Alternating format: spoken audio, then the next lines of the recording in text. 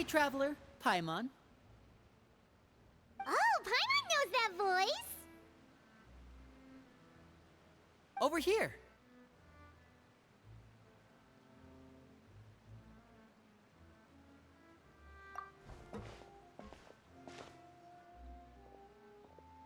To borrow one of the more popular turns of phrase at the moment, this appears to be quite the fated reunion. Running into you two out of the blue like this has really made my day. I certainly wasn't expecting it. You can say that again. What brings you to Poisson? Wait, Paimon's got it! You must be here for one of your magic shows, right?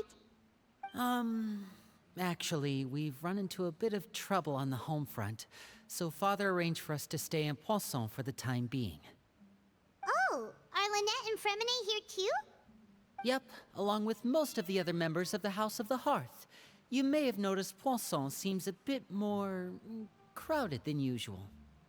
So you're saying nearly the entire organization has moved to Poisson? Sounds like you've run into way more than just a bit of trouble. What's really going on? Well... Since the two of you are so curious, perhaps I can fill in the gaps. You scared Paimon half to death! Father, you're here. You know... On second thought, maybe we don't need to know? It's all probably super confidential House of the Hearth stuff, right? We totally weren't trying to pry or anything.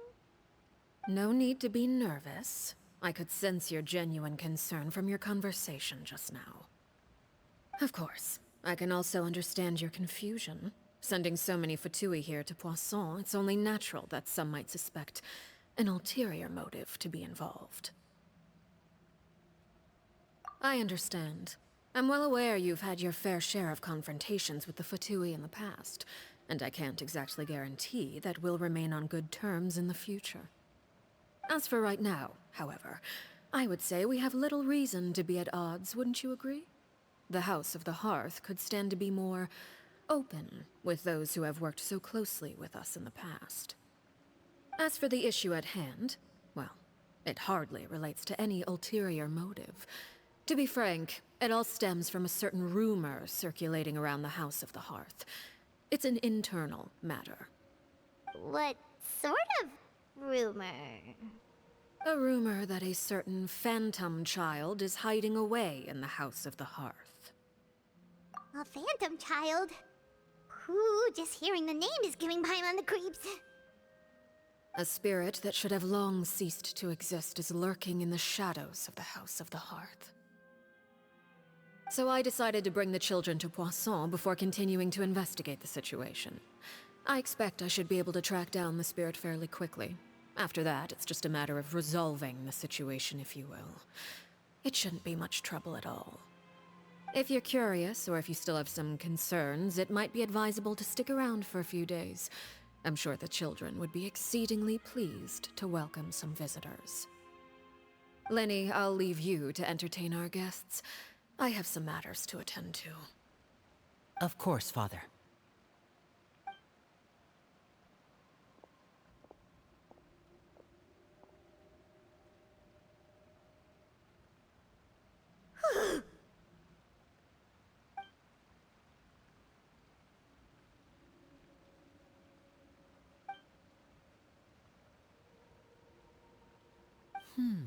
It has long been a dream of mine to invite you to our home and introduce you to my other siblings.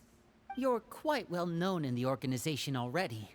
A lot of people have been talking about you, especially after everything with the prophecy.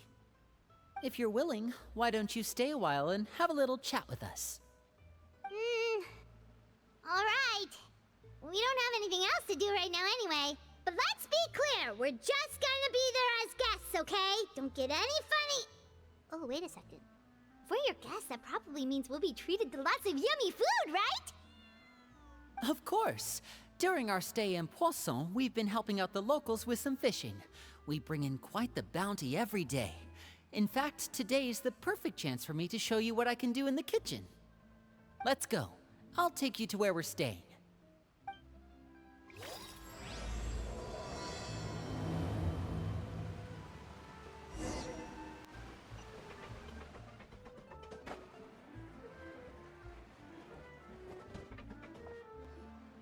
We rented this house from one of the locals to use as a temporary base.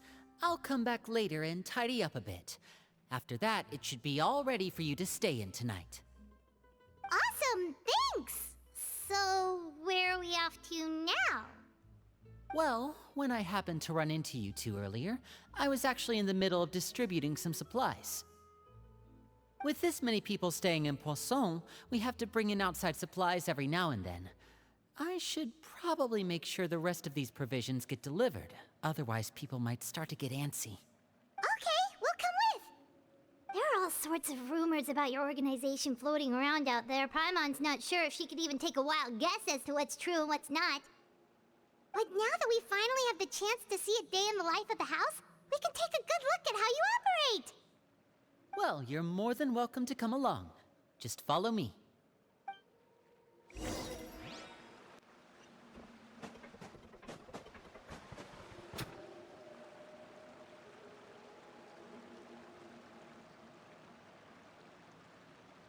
Linny! You're finally here. The supplies. I'm assuming you've... Brought them with me? Yep, here you go. Hello? Something caught your eye? It's the Traveler and Paimon! No way! Come here, everyone! Hurry! The Traveler and Paimon are here! One at a time, please. Don't crowd around them all at once. We don't want to scare off our guests now, do we? Oh, it's all right! Gotta say, Paimon didn't realize we were this famous. Of course! Father and Linny have told us so much about you. Father told us about how you helped Linny. According to her, you're a trustworthy friend. And as far as she's concerned, that's pretty much the highest compliment we've ever heard her give. As you can imagine, everyone's been very curious about you. I heard the Traveler is so strong that she can move a mountain with her bare hands. I heard Paimon eats so much that she can clean out the entire pantry at Hotel de Boer in just 3 days! Wait a second! That's the rumor you heard about Paimon? Oh, not cool at all! Oh wait, when guests visit, you're supposed to give them gifts and stuff, right? Oh, we don't need something like that. Besides, we don't have anything to give to you! Come on, we insist! I can give you some of my new potions. Just pick your poison. And by that, I mean medicine or actual poison. I've got both. Huh? Or maybe Shaplo can teach you guys about stealth! He's super good at it! He's never been caught. Ah, now that's not a bad idea. I know you usually prefer to fight head-on, but it never hurts to expand your bag of tricks, right? When it comes to eliminating your enemies, staying quiet can go a long way. Trust me, I would know. I was poisoned not too long ago, and I'm still dealing with the after effects. So I'm not quite as good as I was before, but I can still give you some pointers. Wait. When you said gifts, Paimon didn't think you meant poison and stealth tactics. But those are the best things we can give you. You don't like them? Ooh, how about this? Tell me the name of someone who really annoys you, and we'll teach him a lesson for you. All right, Fold, Selwar. I think that's enough suggestions for now. When it comes to being a good host, it's the thought that counts. You don't need a physical gift to make our guests happy. In fact, pestering them with suggestion after suggestion might make them more annoyed than anything. I would say your enthusiasm has certainly gotten across. Really? Awesome! It's been so long since we've had guests to play with. If there's anything you need, just let us know. Yeah, especially if it's poison or something. I've got all sorts of potions for that. Well, we'll talk to you all later. We've still got supplies to distribute. All right, see you later.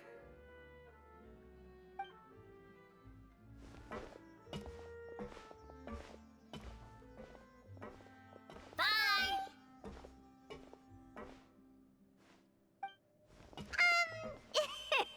Lenny, about all that Scared you, did it? That kind of talk comes with being part of the House of the Hearth. When Foltz was really young, he strangled all of his family pets, just out of curiosity. He was labeled a dangerous problem child and was abandoned by his family. Elwar has an unnatural obsession with potions. Father has forbidden her from trying all the different concoctions she comes up with, but she still tries to test them in secret. You really have to keep an eye on that one. Chaplot is around my age.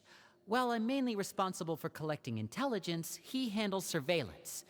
He's very passionate about his work and has no reservations about taking on some very difficult missions.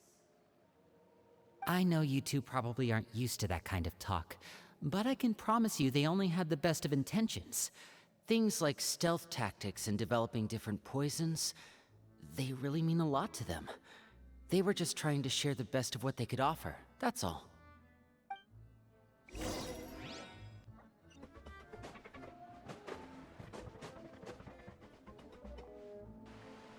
Filiol, supplies are here. Thanks. And who are these two? Outsiders? Allow me to introduce you. This is the Traveler and Paimon. Oh, you're the famous duo I've been hearing so much about. It's nice to meet you. I heard you've traveled to all sorts of places. Is that true? Of course! We're making our way all across to that! Oh, good for you. You must be pretty familiar with Fontaine by now, then. Have you seen the new opera that started running recently? I think it's called... The 4,000 Thieves? Oh, this is the first we've heard of it. It seems like it's going to be fantastic. From what I've been able to tell from the posters, anyway. You should definitely check it out if you have the time. Oh, and there's The Blind Maiden, too. That one is supposed to have audience interaction. Seems pretty interesting. After this mission is over, I think I'll go get a manicure. Oh, maybe I should dye my hair. Wonder how much it'll cost. Is it just Paimon, or do these two seem much easier to get along with than the others? Looks like the House of the Hearth has some normal members after all. I heard that. Oh! Oops. I'm guessing you're referring to Foltz and the others? Yeah, we're definitely not all like them.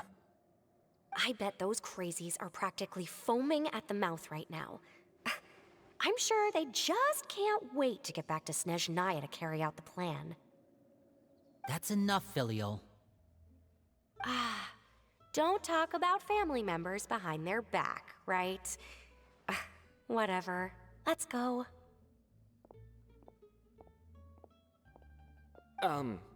Guess this is goodbye then. If you ever have some time, we should go see the opera together.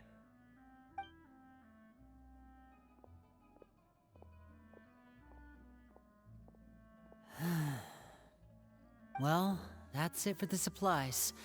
We should probably head back as well.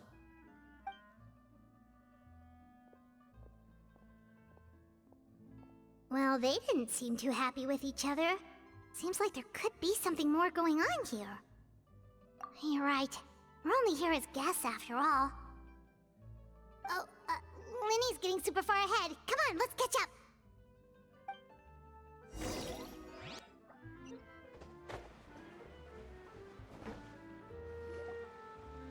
So, what do you think of the members you've met so far?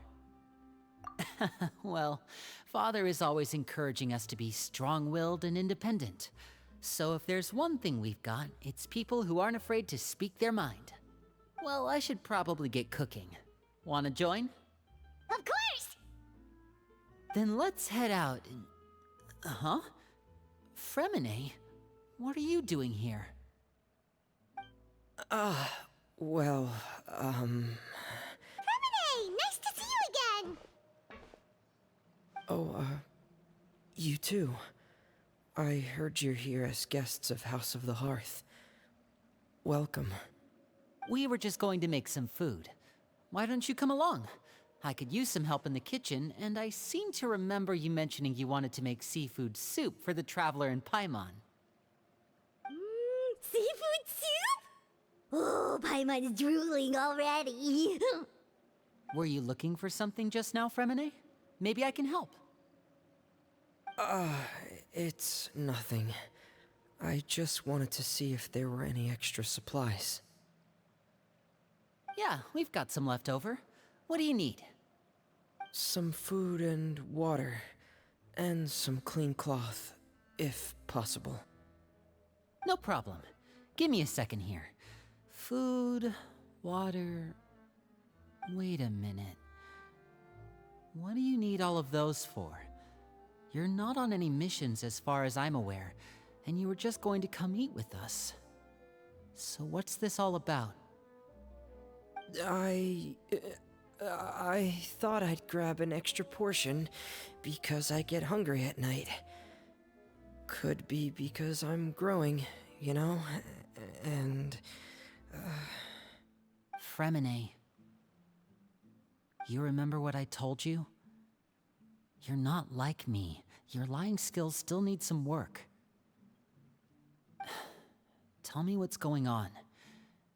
Is it really bad enough that you have to keep it from your own brother? Maybe it'll be better if we gave them some space.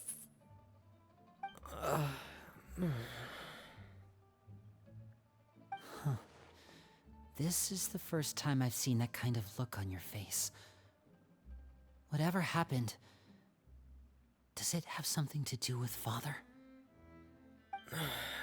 yes. Just follow me.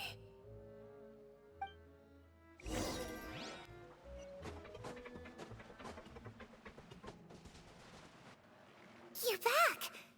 Oh, and you've brought some friends with you this time. Hello, my name's Linny. I grew up in the House of the Hearth. And you are? Hi, Linny. I'm also a child of the House of the Hearth, just like you. You can call me Clairvy. Clairvy? It's nice to meet you.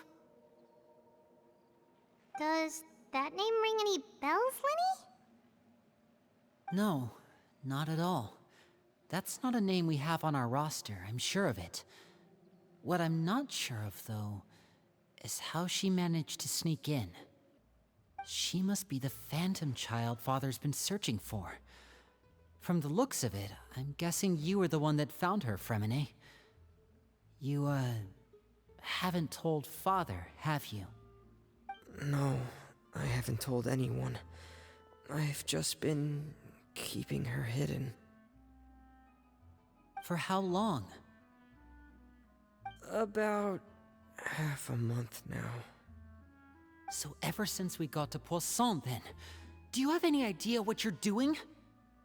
I know what I'm doing. Really? 'Cause from where I'm standing, it looks like you're hiding the very person Father has been trying to find. If Father finds out about this, everyone involved is going to be punished. You know the rules of the house, Fremine. I know you do. Father doesn't tolerate any form of betrayal. So why are you doing this? I've thought it through. And I just can't hand her over like that. Linny, don't you remember last year? Sheplo nearly died after getting poisoned during that one mission. He wasn't able to get back before the poison started taking effect, and not a single person was there to help him. That night, while I was sleeping, I heard a voice telling me to go save him. I opened my eyes, but I couldn't find the source of the voice. I thought maybe I was just hearing things, but I went to look for him anyway. Luckily, I got there with enough time to save his life. That feeling of being haunted, of hearing voices, it's happened many times in the House of the Hearth. I'm sure you've noticed. So what you're saying is, that was her? She was the one who spoke to you that night? Unless there are other spirits roaming around the House of the Hearth, I don't think there's any other possibility. If Clairvy were our enemy, it wouldn't matter whether she was a spirit or an actual child. I would have acted without a second thought, because that's what Father ordered us to do. But she's been living with us, helping us from the shadows all this time. I think that makes her family. I couldn't just hand her over to be dealt with. Not when there's so much we still don't know. So what's your plan then? You can't keep her here forever. Someone is bound to find out eventually. I haven't thought that far yet. I don't want to disobey an order from Father, but I also don't want to put Clairvy in danger. Come with me. There are a couple things I'd like to say to you in private.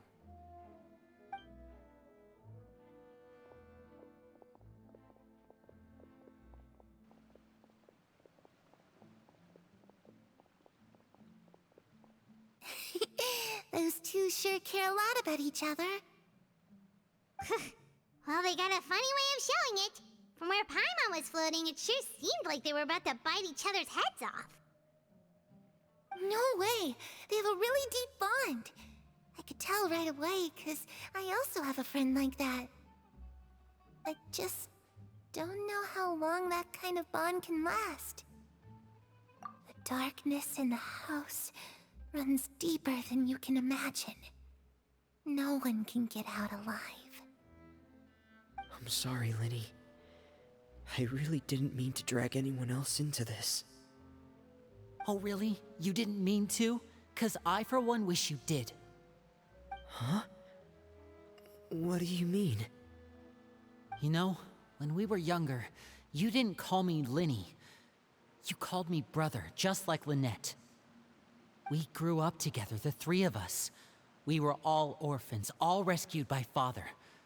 Of all the siblings in the House of the Hearth, I think our bond was the closest. Later on, when you started calling me Linny, I wasn't actually surprised. After all, Lynette and I are related by blood. We've had to depend on each other to survive long before we joined the house. Linny, The darkest and most difficult moments of my life happened before you and I had ever met. I'm sure that's true for you as well. Even so, Fremine, we've stood by each other for all these years now, and to me, that means more than blood. You and Lynette are the most important people in my life. No one can replace you. So I won't let you face anything alone. Not if I can help it. Oh, looks like things are getting kinda heated between Linny and Fremine. Maybe we should go check on them.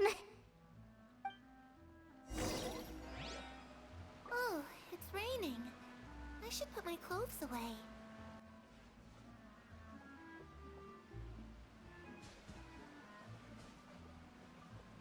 Perry?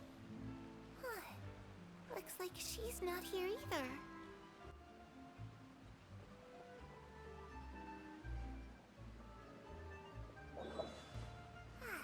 It's time to eat.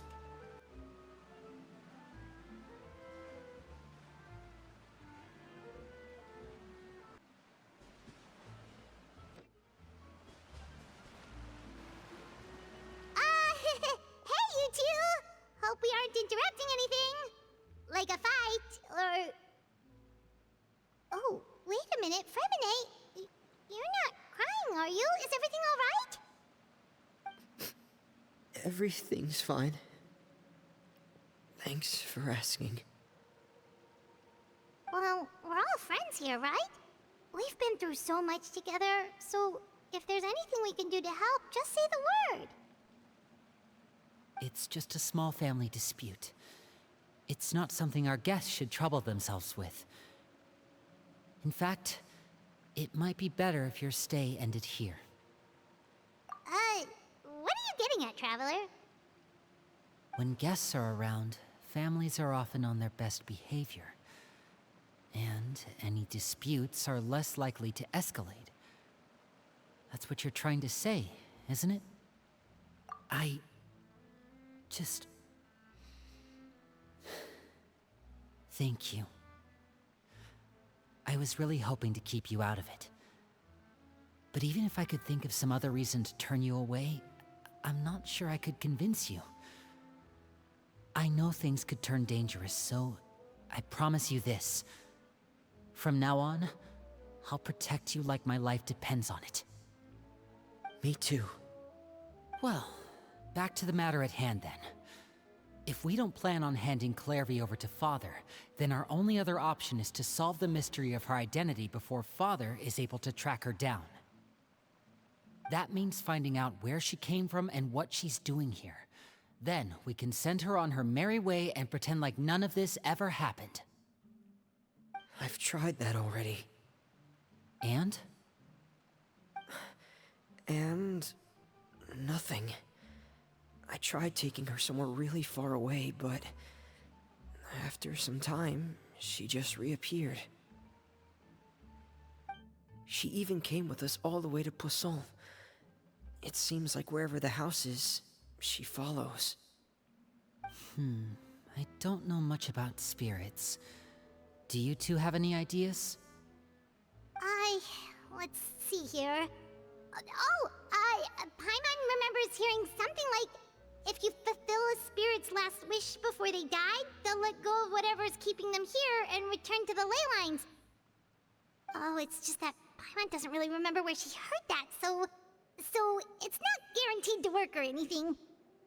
Well, sounds like it's worth a shot. Guess that means we should go ask her about her wish.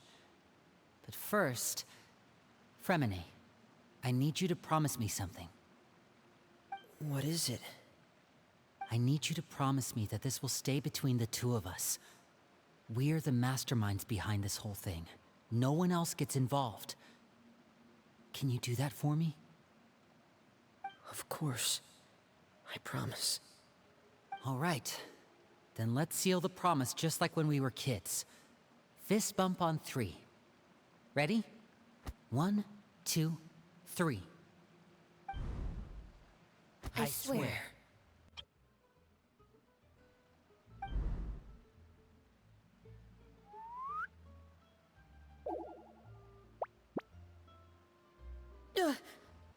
Whoa! Lynette! But what a surprise! What brings you here, dear sister?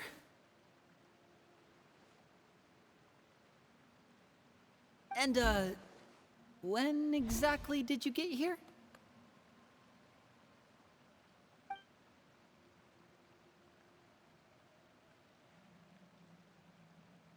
You're an idiot, brother. And you too, Fremine.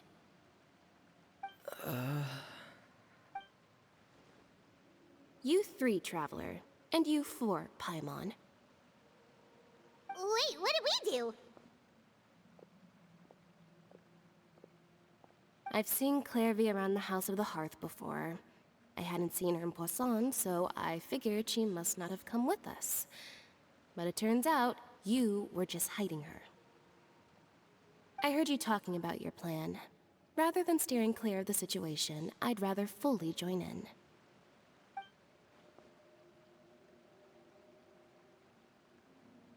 If you don't agree, I'll have no choice but to report everything back to Father. Simple as that. You're not giving us much wiggle room here, Lynette. Well, I guess we're all in this together then. After we talk to Clairvy, we'll figure out our next move. There's no time to lose. Let's go.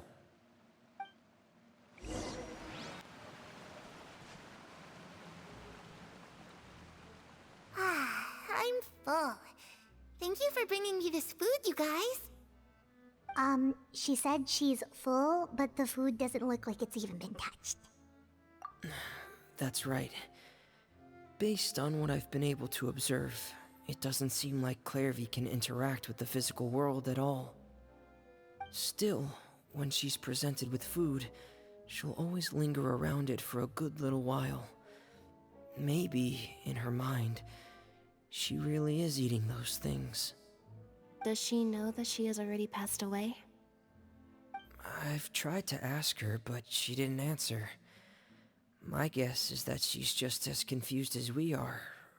Or maybe she couldn't understand the question at all. Clairvy, if you've got some time, I'd like to ask you a few questions.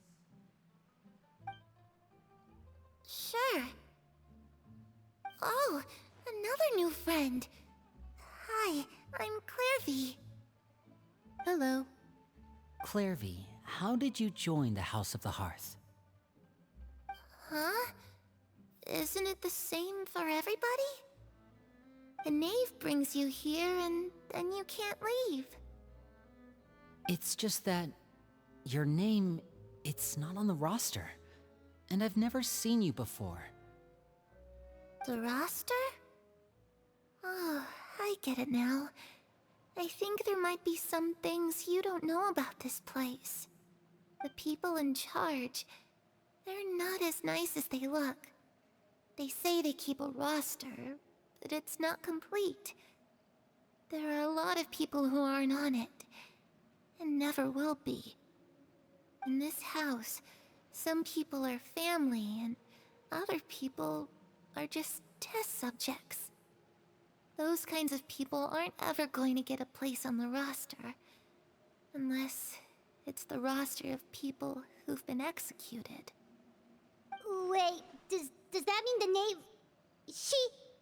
Is there anyone that can vouch for you? Perry, she's my best friend. She's the only one I trust in this place. Have either of you heard of that name before? No. Me neither. Clairvy, Perry. Neither of those names are on the roster. But it seems like she's telling the truth. Either that, or this kid's already got a bag of tricks bigger than mine. Maybe we should try a different approach. Clairvy, do you have a wish? A wish? It can be anything you want. Just imagine. It's your birthday, you're blowing out the candles, and your wish is...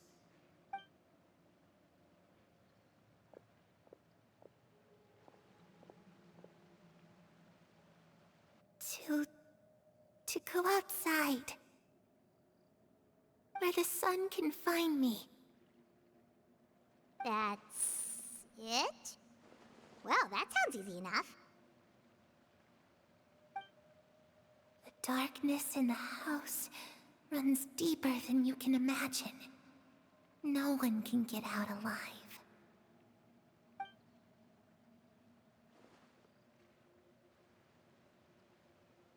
Okay, time to divide and conquer. Listen up, I've got a plan. I'll try and find a way to use basic illusory magic to take Clairvy outside and bring her somewhere with sunlight.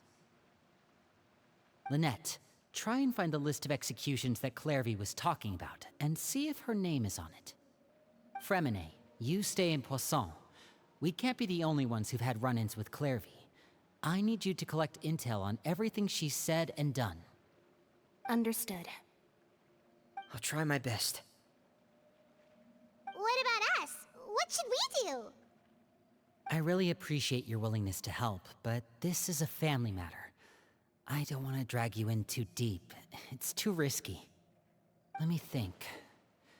Since Father considers you to be guests, maybe you could stick by her side for a little while. You don't need to do anything except keep up some nice, casual conversation. Ah, Paimon gets it. You want us to distract her. I'll give you a magic bird. If Father suspects something, all you need to do is release it when she's not looking, and it'll alert me that something's wrong. Of course, that's only as a last resort. If Father doesn't seem to notice us, there's no need to make contact. We'll reconvene here tonight after all's said and done. If the worst-case scenario happens and we're discovered, just tell Father everything. We're not going to let our guests get punished for our own actions. That's where we draw the line. You too. Okay, this is where we part. Father should be at the beach nearby.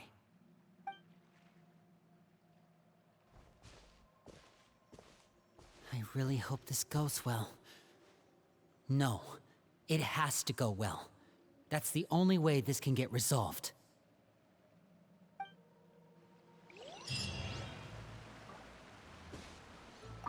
Clairvy, I'd like to take you somewhere. Is that okay with you? Sure. Where are we going?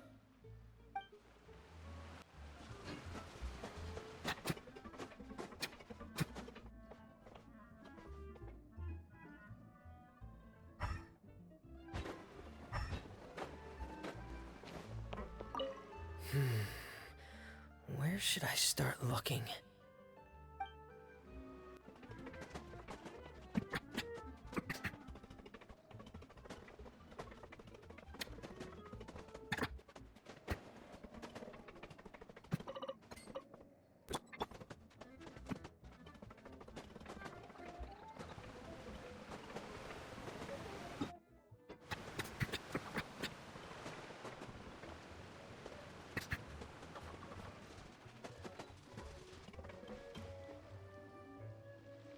It's the knave!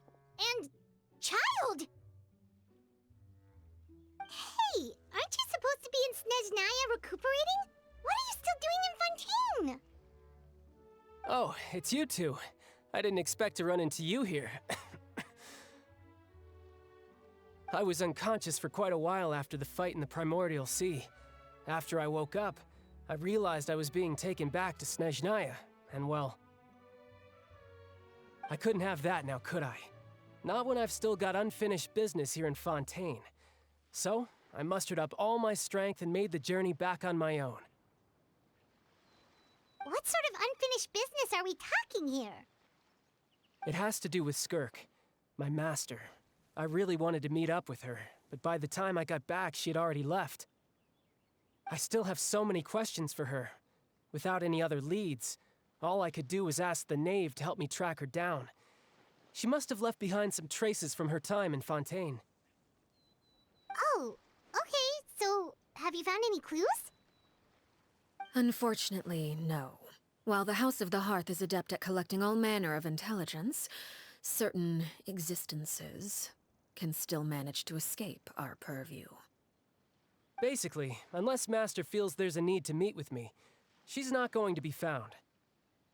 But that problem has an easy fix. I just need to become stronger, and then... Paimon thinks you should focus on getting better first.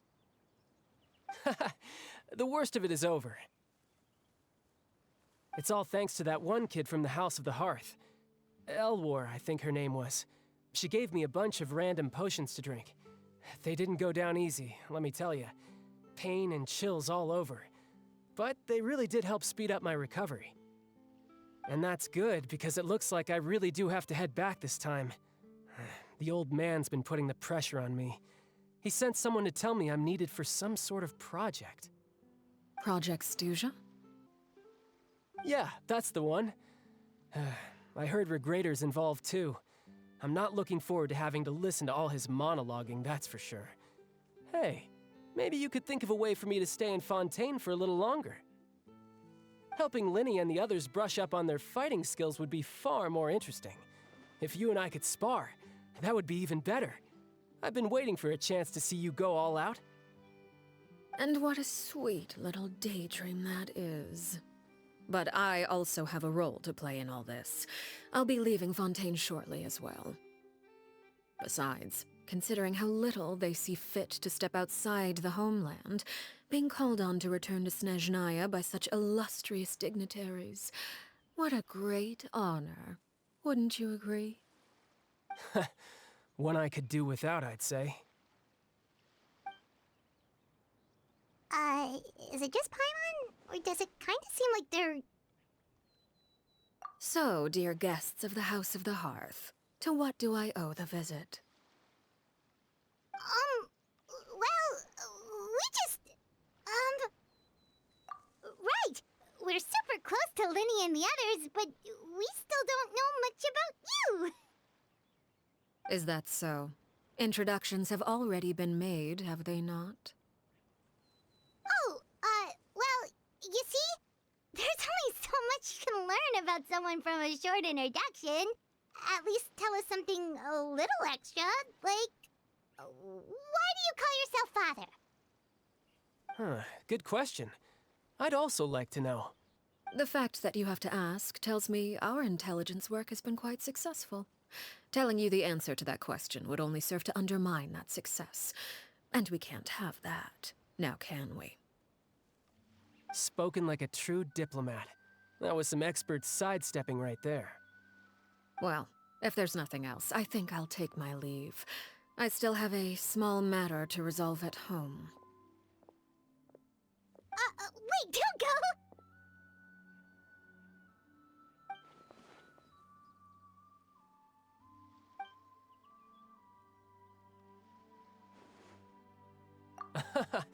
I'd also like to hear the answer to this. I've met some of the members of your organization, and they all seemed like really good kids. They actually reminded me of Tonya and Tusser. Which, by the way, if you ever betray them, I'm just letting you know, I won't let you off easy. And why would I betray them? Well, you've already betrayed the House of the Hearth once, haven't you? At least, that's what I heard.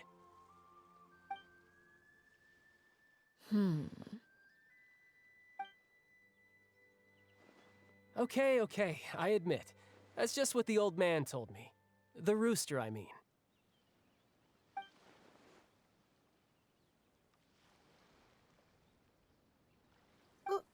Wait, did you really do something bad to those kids? Never mind what I've done. I'm more curious as to what the mighty rooster had to say. Care to enlighten me? Well, nothing much. Just some stuff about you taking out many other members of the House of the Hearth, and even going so far to attack your own family. I see. Oh, based on your reaction, I'm guessing it's all a bunch of lies. Hardly. I don't appreciate his particular turns of phrase, but I suppose he didn't say anything untrue. Although, it would be more accurate to say that there is a certain level of prejudice involved, but I don't intend to clear that up just yet. Prejudice has a funny way of concealing the real truth behind certain things, an attribute that I find to be quite advantageous. Call yourself a Fontainian, for example, and people will assume all sorts of things, when the real truth is that this is simply the land where I was raised. Huh? You're not actually from Fontaine? But then, why did you try to help out with the prophecy and everything? I was trying to protect the children born in Fontaine. Claiming that I myself was a Fontainian simply made it easier to operate. People would hardly suspect a fellow Fontainian of having any ulterior motives. Who wouldn't want to save their homeland after all? The primordial sea wouldn't have any effect on me, but it would have caused great harm to the House of the Hearth. Well, you wanted extra information, didn't you? There you go. I hope that satisfied your curiosity.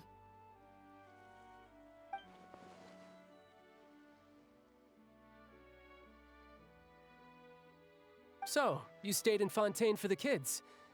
I guess I was wrong to believe you'd betray them. Apologies.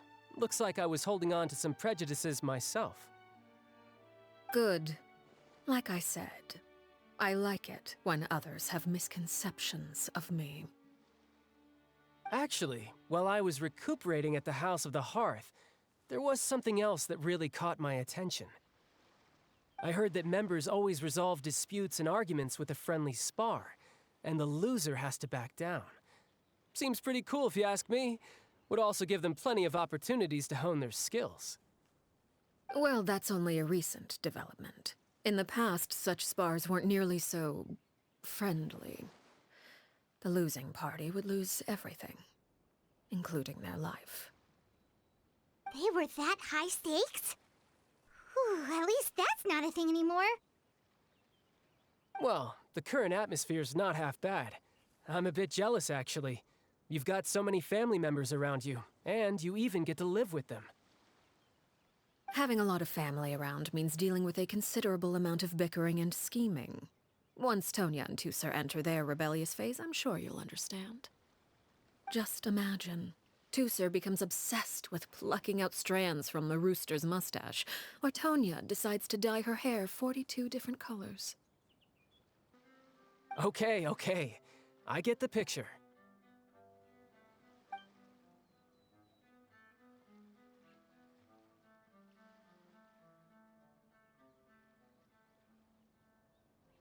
Well, would you look at the time? I should probably get going.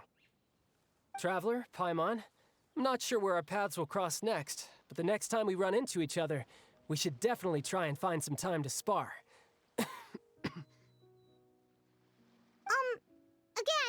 maybe this is a conversation we can have when you look less like you're gonna keel over. All right. Well, thanks for everything, Arlecchino. No thanks necessary. You also played a part in obtaining the Gnosis. I would say we can call ourselves even. I like the sound of that. Well, I'm off.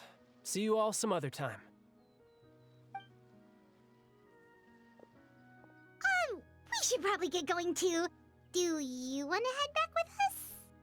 Oh? You want me to leave so soon? Oh, well, you see, I'm rather enjoying the evening breeze. If you don't mind, I think I'll stick around for a bit. I have some things to think about. Apologies for not attending to you like a proper host. Please forgive this slight. I do hope you'll have a pleasant stay. We managed to keep her distracted until nightfall. Good thing Child was there to keep the conversation going. You don't think she suspected anything, do you? Oh, I wonder if Liddy ran into any issues. Let's hurry back and see how everything went. Oh? You decided to stay a little longer? Let's take in the ocean view together, then.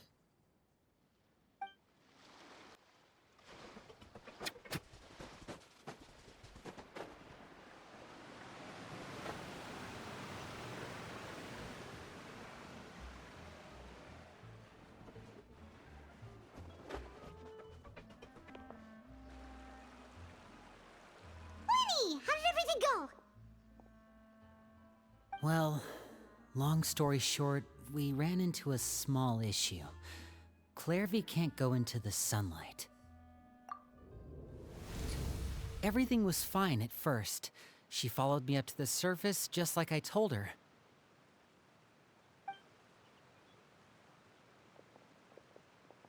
But as I led her out of the shadows and into the sunlight, she vanished.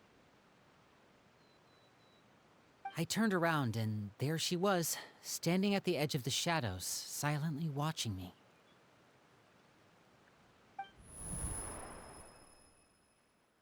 Huh. Maybe she's afraid of sunlight, or... No, it wouldn't be her wish if that were the case. Well, we could always try pushing her into it. Oh, true. I've pretty much tried it all already. Nothing worked. Eventually, the sun went down, so all I could do was bring her back here. How did it go with you, Lynette? Good. I've got the list. It's right here. Really? Well, what are we waiting for? Let's take a look!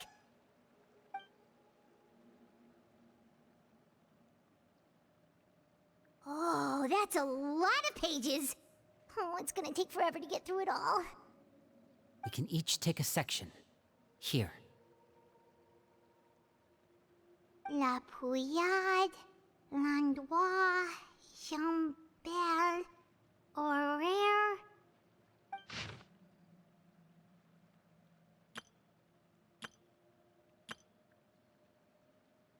Oh, yikes. That Aurere guy has a huge scar on his face. He's kinda giving Paimon the creeps. Ah, I've met him before. The scar is from an injury he received during a mission. I still remember him joking with me about it. He said any future lover would take one look at him and then lose all interest. Did he say anything else? Well, I asked if there was someone he was interested in. He said no, and that's where our conversation ended. It was only later that I learned he really did have someone he liked. He risked everything to escape so he could be with her, but it didn't work. One day, Father asked to see him, and, well, I never saw him again after that. Wait, so that means the knave, she... It may seem cruel, but it's just one of the rules of the house. Betrayal is not to be taken lightly. We know too many secrets to come and go as we please. So, if you do try to leave, you pay with your life.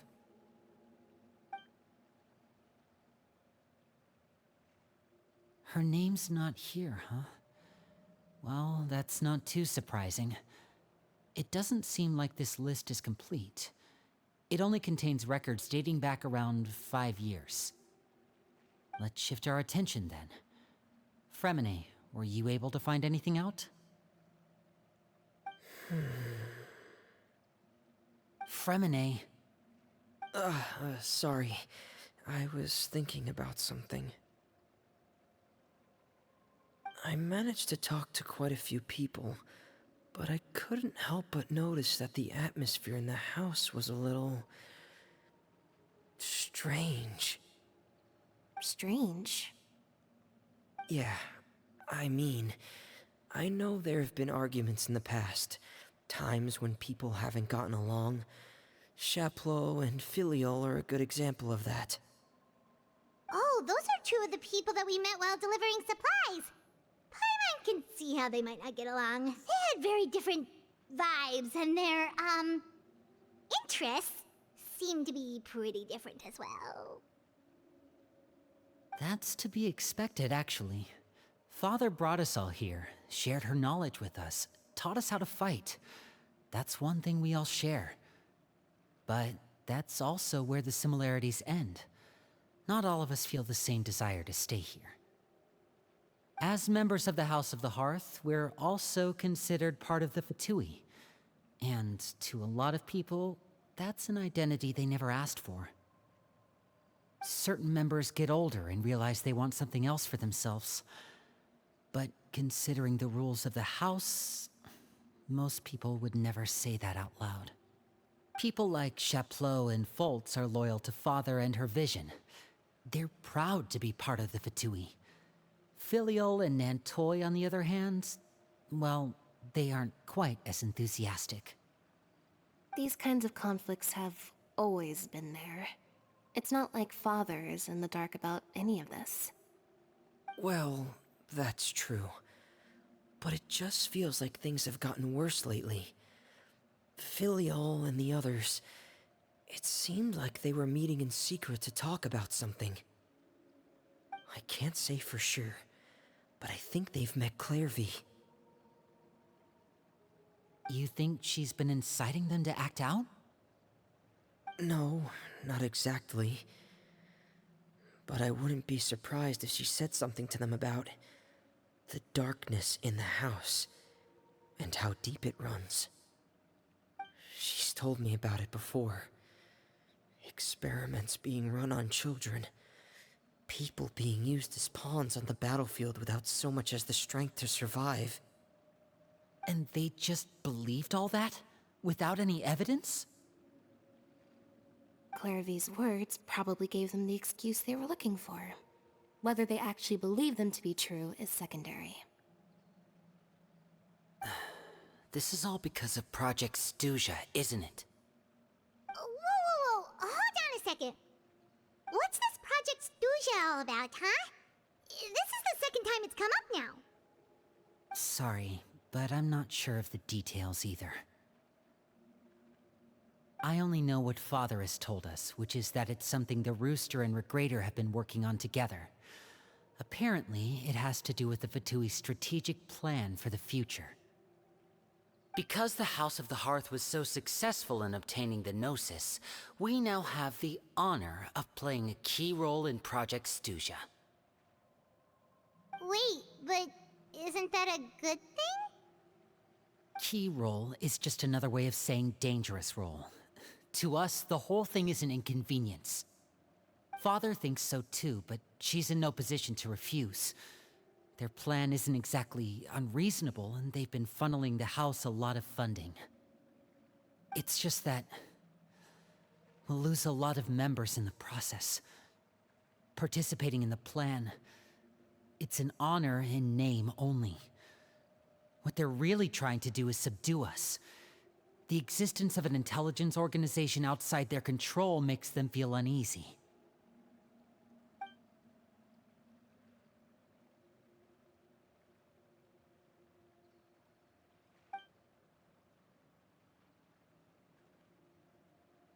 Okay, super complicated top secret Fatui business aside, what does all of this have to do with the conflicts you were talking about earlier? Paimon doesn't get the connection. External pressure has a way of exacerbating internal strife. You can't overlook the power of fear either. People are afraid of dying, and that fear is often the impetus for a lot of stupid decisions. I thought resolving the Clervy situation would make everything go back to normal. But it looks like things are more complicated than I thought. If we leave Filiol and the others to their own devices, sooner or later, Father will be forced to take action. We can only focus on one situation at a time, brother. You're right. Even if we confront Filiol and the others, it won't do any good. It might even make matters worse.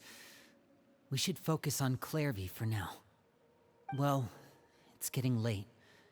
We should head back and get some rest. We'll try again first thing tomorrow. Lynette, you stick with me this time. Fremine, keep a close eye on Filiol and the others. Make sure they don't do anything they'll regret. Good work today, everyone. Have a good night, and I'll see you tomorrow.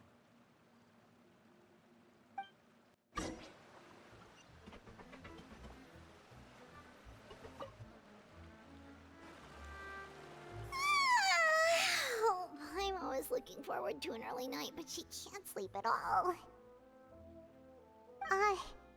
Hey, you don't think the knave will be too angry with Linny and everyone if she finds out about all this, do you? She's even scary when she smiles. If she were to actually get angry... Ooh, you have to protect Paimon if that happens, okay, Traveler? Trust is ever, Traveler. Look! Look over there! Quick! Let's catch up with her before anyone sees!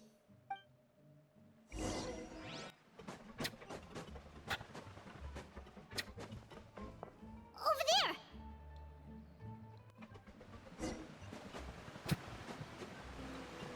Oh, where is she going? Oh, if someone sees her, we're toast!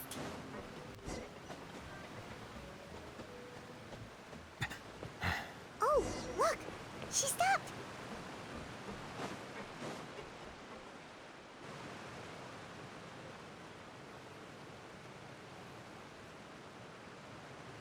Clearvy! Shh. I opened the window while no one was looking. Look how pretty the outside is. If only I could have more than this. You probably think I'm being silly, huh? All this hopeless resisting. It's better to dream of what I could have than try to make it a reality, right? Please, help us get on the same page here, Cleary. We need you to tell us what you know. Can you do that? Sure. Although, after you hear all this, I think you might regret that decision. Everyone in this family is nothing more than a tool. Something to be used and exploited. We're all expendable. Including me. As long as you're useful, you get to stick around. Lose your value. And you're handed over to the doctor, experimented on, and given a fate worse than death. I've seen it happen again and again, and I've had enough. You're saying the knave did all that? It's just, that doesn't seem like something she would do. She's scary and all, but it seems like even she has lines she wouldn't cross. I knew you wouldn't believe me. Everyone thinks she's a good person. They all think of her like a real mother. Mother? But she doesn't deserve that title. She's disgraced it and tarnished it. And if I had things my way, I'd never see her again. If only Perry were here, she'd understand. Perry. There's that name again. Also, Paimon's getting a strange feeling. It almost feels like she's not really here with us. Paimon can't tell if she's actually talking to us or if she's mistaken us for someone else. Well, in any case, it seems like she really needs someone to talk to. We should keep her company for a little longer. She looks so young, but it seems like she's been through a lot. It's getting windy. I should close the window. Ooh, look at the moon. Isn't it pretty? Hey, wanna hear a secret? I heard that if you look up at the night sky in Snezhnaya, you can see the aurora. It's supposed to be super pretty. Even prettier than the moon tonight. Perry and I promised each other that once we're older, we're gonna go see it together. But I can't find her. I'm worried she's also been... No, that wouldn't happen to her. She's special. Mother likes her a lot. I should really go talk to Mother, but we just fought. She doesn't want to see me, and I'm too scared to face her. What should I do?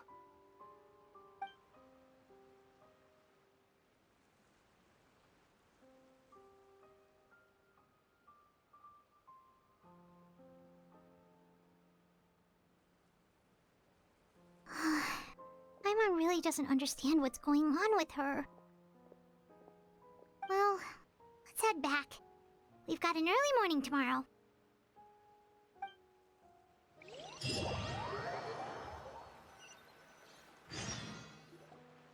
All right, looks like we're all here. Let's go ahead with the plan.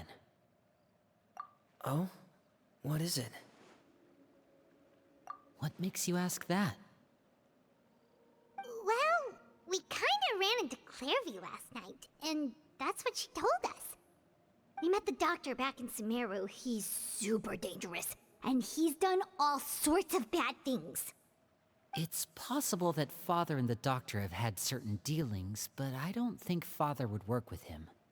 We're not really on the same side, so there's not a lot of trust between them. That doesn't exactly set the stage for a successful partnership. I did hear, though, that when Father first became a Harbinger, the Doctor offered to work with the House of the Hearth. Father rejected most of his proposals, except for one. It had to do with some sort of secret experiment. Secret experiment? Could that be what Clairview was talking about? I don't think so. I don't know any details about the experiment itself, but I do know it's an entirely independent operation. The Doctor only proposed a direction for the research. That was the extent of his involvement. I still don't think that counts as working together. The details of the experiment are confidential, but complete records are kept on all participants. That doesn't seem to be the case with the situation Clairview referred to. I know you don't agree with some of the Fatui's methods, and I'm not asking you to. But I am asking you to trust us on this. The House of the Hearth has its own principles. There are certain lines we're not willing to cross. Alright, that's good to hear at least. Clairview seems to think the Knave and the Doctor worked together to do something horrible. If that turned out to be true, Paimon doesn't know how he would even face you guys. It's just that it doesn't seem like Clairview is lying either. The easiest thing to do would be just ask the Knave directly, but Paimon doesn't think she'd tell us. Father didn't come back last night. She's probably still near the shore. We'll be counting on you to distract her. Lynette, you're with me. Fremine, you know what to do. Be on your guard, everyone. All right, let's get to it.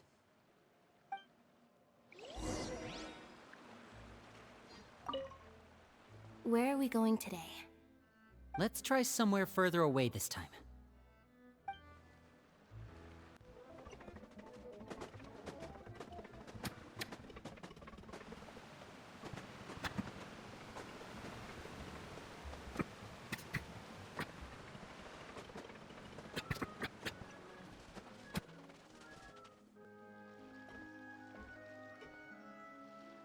Ah, it's you two again. I must say, you look a bit pale. Did you have trouble sleeping last night? A little. Perhaps if you had less on your mind, you'd be able to absolve yourself of such troubles. So what are you planning to do now? Catch up on some sleep? Or should I give you some time to rack your brain for a topic to discuss before I ask any questions? Although I must profess to being curious. Without child here, how do you plan on distracting me? Us? Distract you? A good one. But no, we were just here for a chat. Looks like you could have used some extra time to think. No matter. If you don't have any other plans, why don't you accompany me somewhere? Don't worry. I'll be sure to steer clear of any scheming children. The ocean breeze is sure nice today. Children always think they can hide things from the grown-ups. But nothing gets past me. Least of all a little scheming. I think I'll let them have at it for a little longer. I can be very patient. Well, I'll leave you to think things over. If you're so inclined, meet me outside the Palais Mermonia. Good things come to children who do as they're told. So I do hope you decide to tag along. If only for your friends' sakes. What should we do? She clearly knows about everything we've been doing, and Paimon doesn't think it'd be a stretch to say she was threatening us just now.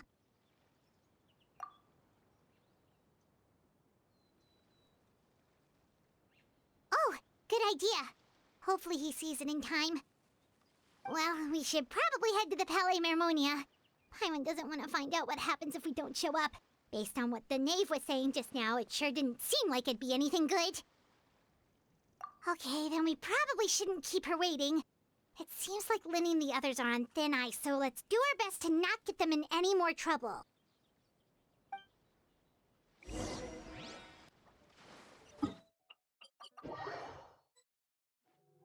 Seeing as we still have some time before my meeting, we might as well enjoy some pleasant conversation while we wait.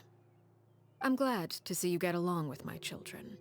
Being surrounded by good companions is necessary for a child's development. You're not planning on doing anything to them, are you? I assume you're referring to Lenny, Lynette, and Fremine. Although, there's that situation with Filial and Nentoy as well. It appears quite a few people have been acting out lately. No matter. I'm not one to discriminate. All those who betray the house meet the same fate. There are no exceptions. Does that mean you're going to kill them? Oh, are you here to beg for their lives? I'm sorry to disappoint, but the rules of the house change for no one. In my organization, everyone is responsible for their own actions. But don't you care about them at all? They really respect you. They even call you father. You must feel something for them. Any organization in which feelings come before principles is one destined for ruin. The House of the Hearth is hardly an exception. You could say our principles are more stringent than most. Perhaps I can offer you this consolation at least. As our guests, you two will not be held accountable along with them. I would imagine Linny, Lynette, and Fremine will be able to keep their lives. As for Filial, Nentoy, and the others, I'm afraid there's little I can do. They can try to escape, but once you know our secrets, there's no getting out alive. But that's awful. Ah, you seem concerned. Out of consideration for my guests, I suppose I could turn a blind eye for a little longer. If Linny and the others manage to dispose of Clairvy in the meantime, all evidence of their wrongdoing will be lost. In that case, I could hardly punish them for something I couldn't prove. If their efforts are unsuccessful, on the other hand, all will be held accountable, and the punishment will be severe. Of course. Oh, and here, I believe this belongs to you. Do try and keep better track of it next time. It takes a considerable amount of time to train a bird like this. It would be such a pity if you were to lose it. Permanently. Wait, where did you get that? Well, I'm afraid that's all the time we have to chat. Now, for the matter at hand. I asked you to meet me here because I have business at the Palais Mermonia. It has nothing to do with you, but I think it would be prudent for you to stick by my side for the time being. There will always be time later to run off and tell Linny what you've learned. Well, time to go. Looks like we wrapped things up just in time.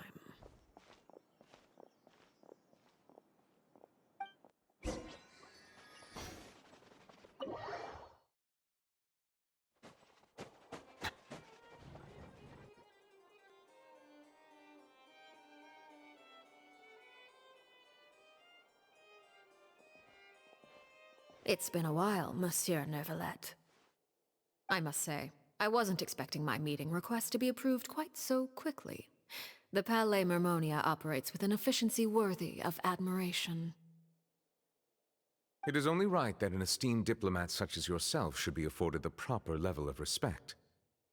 Although, if I may speak plainly, I must confess that I did not anticipate we would have the occasion to meet again after presenting you with the Gnosis. I see you brought the Traveler and Paimon with you as well. If I may inquire as to the purpose of your visit. I'll be departing Fontaine shortly. There is, however, an outstanding matter that I would like to see resolved before I go. It requires a rather lengthy explanation, I'm afraid. So I took the liberty of explaining everything in this proposal. Please review it at your leisure, Monsieur Neuvillette.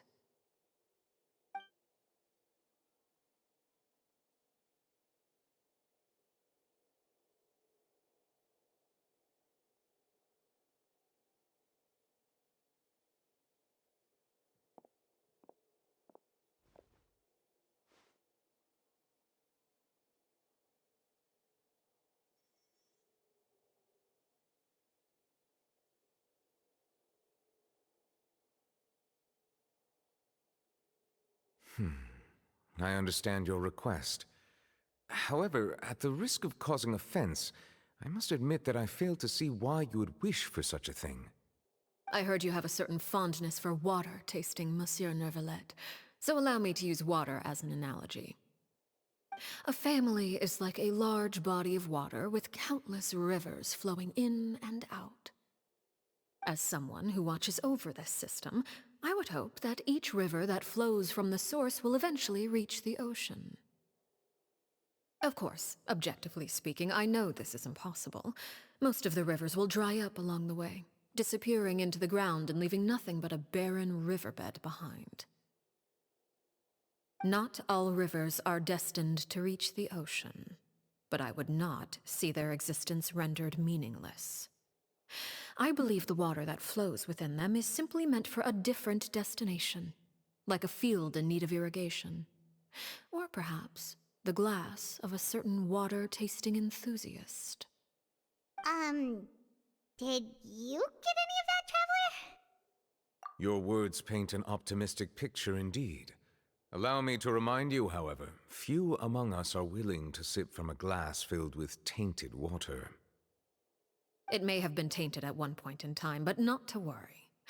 I'll make sure it's strained of all impurities and returned to its cleanest form.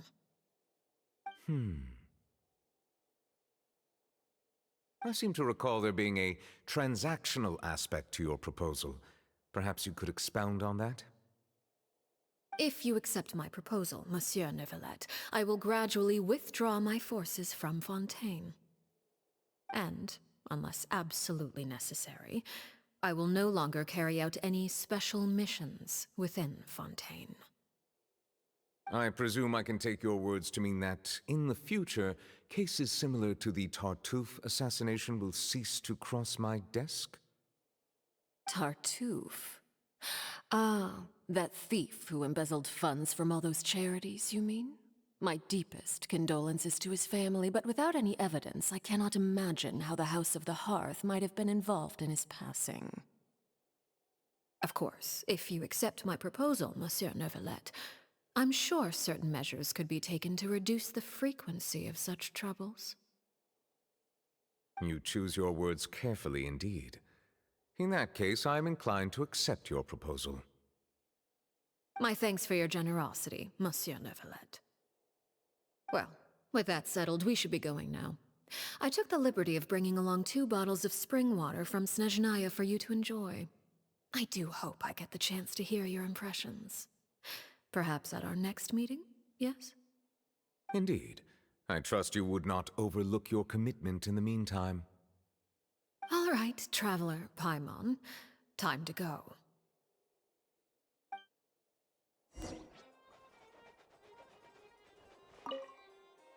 I believe I've told you before that my emotions easily resonate with those of others. Yet in the few meetings I've had with that Harbinger, I haven't been able to sense any aspect of her emotional state. Her mind is like a still body of water. Who knows what darkness lies in its depths, and the lack of ripples on the surface gives nothing away. It's unclear whether this is her natural state of being, or whether it's an incredible strength of will that gives her the ability to master her emotions. Either scenario, however, suggests she is a very dangerous individual. I do not expect an explanation as to why you two are by her side. Whatever your reasoning, I would only advise you to take caution.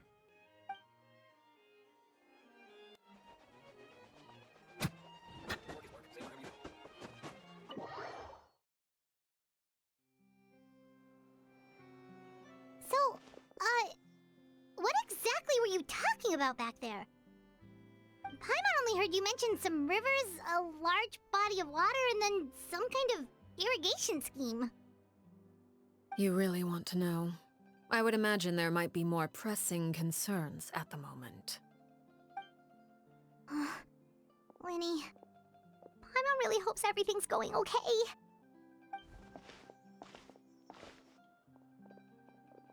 Oh, Paimon recognizes that look. You've got your thinking cap on, don't you, Traveler?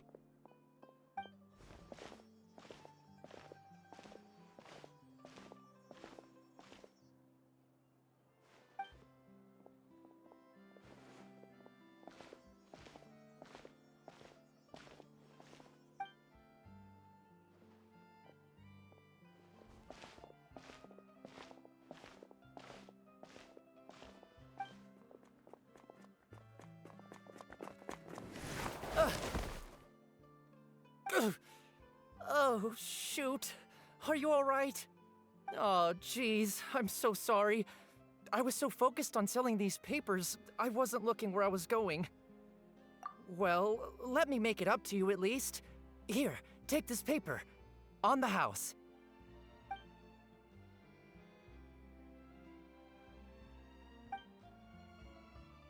Oh, you don't have to give us anything.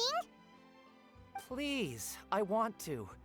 It's not like I'm short on supply. All the extras will be useless come tomorrow anyway.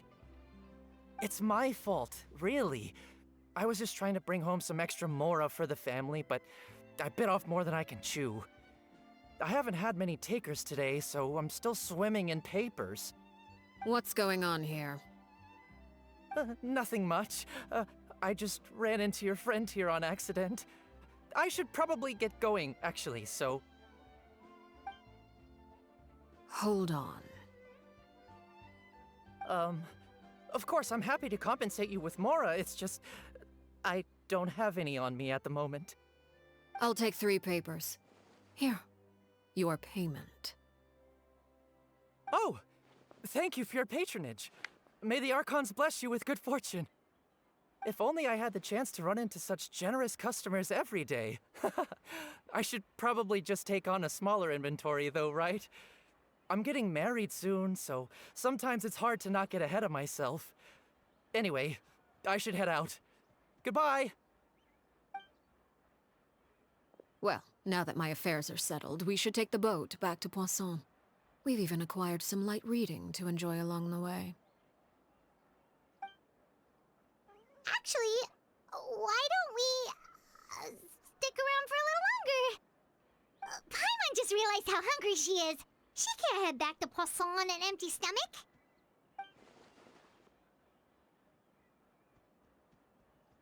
It appears you two are under the impression that delaying our return will somehow alter the situation in your favor. I'm sorry to ruin your fantasy, but your efforts are meaningless. That being said, I could be persuaded to give Linny some extra time. I just have one condition. If you agree to my request, I'll even answer some of your questions. You're quite curious about Clairvy, are you not? And my relationship to her. Wait, why are you being so generous all of a sudden? You're not gonna ask us to do something bad, are you? You overestimate yourself. You don't have the talent for bad things. Then what can you possibly... The most important consideration in a negotiation is that both sides receive something they want. Demands and threats only get you so far. Wonderful. Here it is. When the time comes, make the choice that you deem most appropriate in the situation, and lend your help to the House of the Hearth. Okay, sounds normal enough. But what do you mean, when the time comes? When is that supposed to be? That is for you to decide. Then we have a deal. Follow me.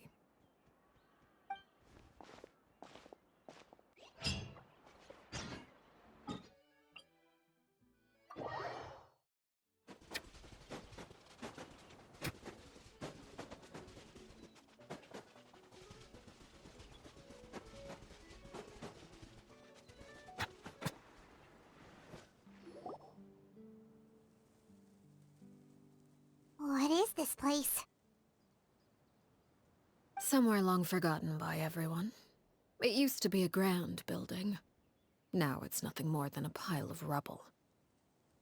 No one comes here anymore, nor does anyone care about what once happened here. Although, this place does have something to do with the story I'm about to tell you.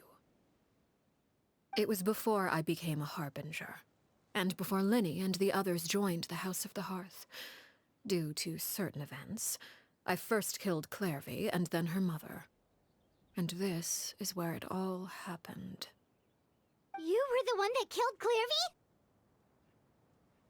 Patience now. Allow me to explain Clairvy's side of the story first. I'll start from the beginning. Clairvy was 6 years old when she was brought by her mother, Crucibina, to live in the House of the Hearth. From the outside, it seemed like a fairy tale. A thriving family made up of kind adults and friendly children. Crucibina was the knave at that time, and the House of the Hearth was under her control. She was Clairvy's mother by blood, but she was also the mother to all the children in the house. Clairvy was happy here, for a time. But she quickly realized that being part of this family wasn't a fairy tale at all. It was Purgatory? Exactly. The House of the Hearth takes in war orphans from all over Teyvat. But as for how to raise them, that depends entirely on the person in charge. Crucibina came up with a novel idea. She would teach the children to fight, force them to duel each other, and then crown as the king of the house the child who proved themselves most worthy of inheriting her title. It's difficult to estimate the number of children who died or were maimed in the process. There's little I can say about the ones who died. The ones that emerged with permanent injuries, on the other hand, well, they still served a purpose. They would be handed over to the doctor to be experimented on, or sent away on dangerous missions. Nothing more than tools to be used and then discarded. So those were the experiments Clairvy was talking about. But what actually happened to her? You said that Clairvy was Crucibina's daughter, so if Clairvy tried to convince her to stop what she was doing, Crucibina probably would have listened, right? Despite being Clairvy's mother, Crucibina cared little for her daughter. She forced Clairvy to join the House of the Hearth only as a means to demonstrate her own impartiality as a mother, to prove that she treated all her children equally. Clairvy did try to convince her mother to change her ways, but it was to no avail. After her efforts failed, the only other option was to rise up and try to fight back. Unfortunately, the other children had already been thoroughly indoctrinated into the illusion of happiness Crucibina had created. Of course, there was one exception. Someone Clairvy's age who knew the truth about the House of the Hearth. Her name was Peruere. Wait, the friend that Clairvy mentioned? Friend, huh? I suppose we can call her that for now. Clairvy was a cheerful and passionate person with a tenacious spirit. Peruere, on the other hand, was rather cold-blooded. Her cold-blooded nature allowed her to see through Crucibina's facade. Yet, it was also this cold-bloodedness that prevented her from acting against it. At least at first. While Clairvy longed for freedom, Peruere was convinced that, amid all the fighting and violence, she would make it until the end. Despite their differences, the two became fast friends, united by their knowledge of the truth. Clairvy told Peruere that she hoped to create a real family, where no one would be killed or sacrificed. There may have been a certain naivete to her ideas, but Clairvy proved her determination many times over.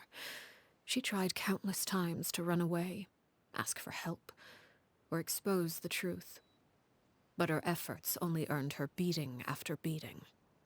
The only thing that kept her going was her strength of will.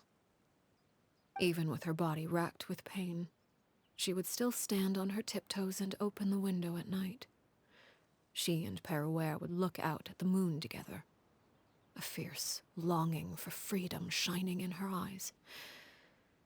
But one day that light simply vanished. Oh no. What happened? Her hopelessness resulted from a culmination of things. 10 years had passed. 10 years worth of failure after failure.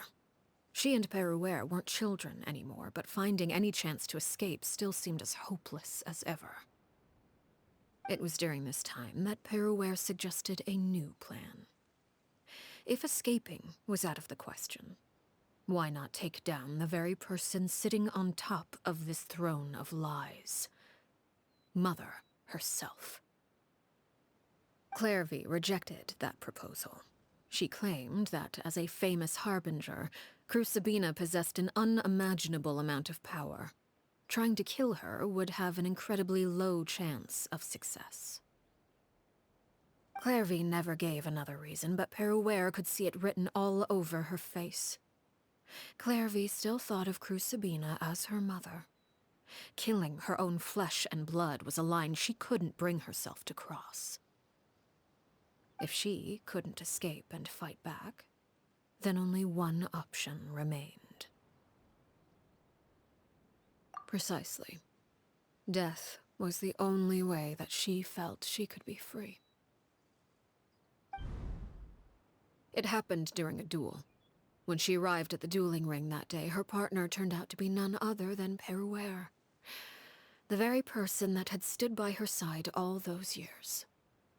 It was a fierce battle, but ultimately, Clairvy decided to let Peruere end her life. From that moment on, Paraware's journey was one written in flames. When the rain finally came and washed it all away, there she stood, the sole victor in Mother's endless game of slaughter. A trail of corpses strewn across her path to success. It was the very result she had predicted 10 years prior. Even then, she believed she would make it until the end. She wasn't surprised by the fact that she emerged as Mother's undisputed heir. Rather, her success left her with an inexplicable sense of restlessness. She was unsettled, and there was only one thing that could quell that sensation.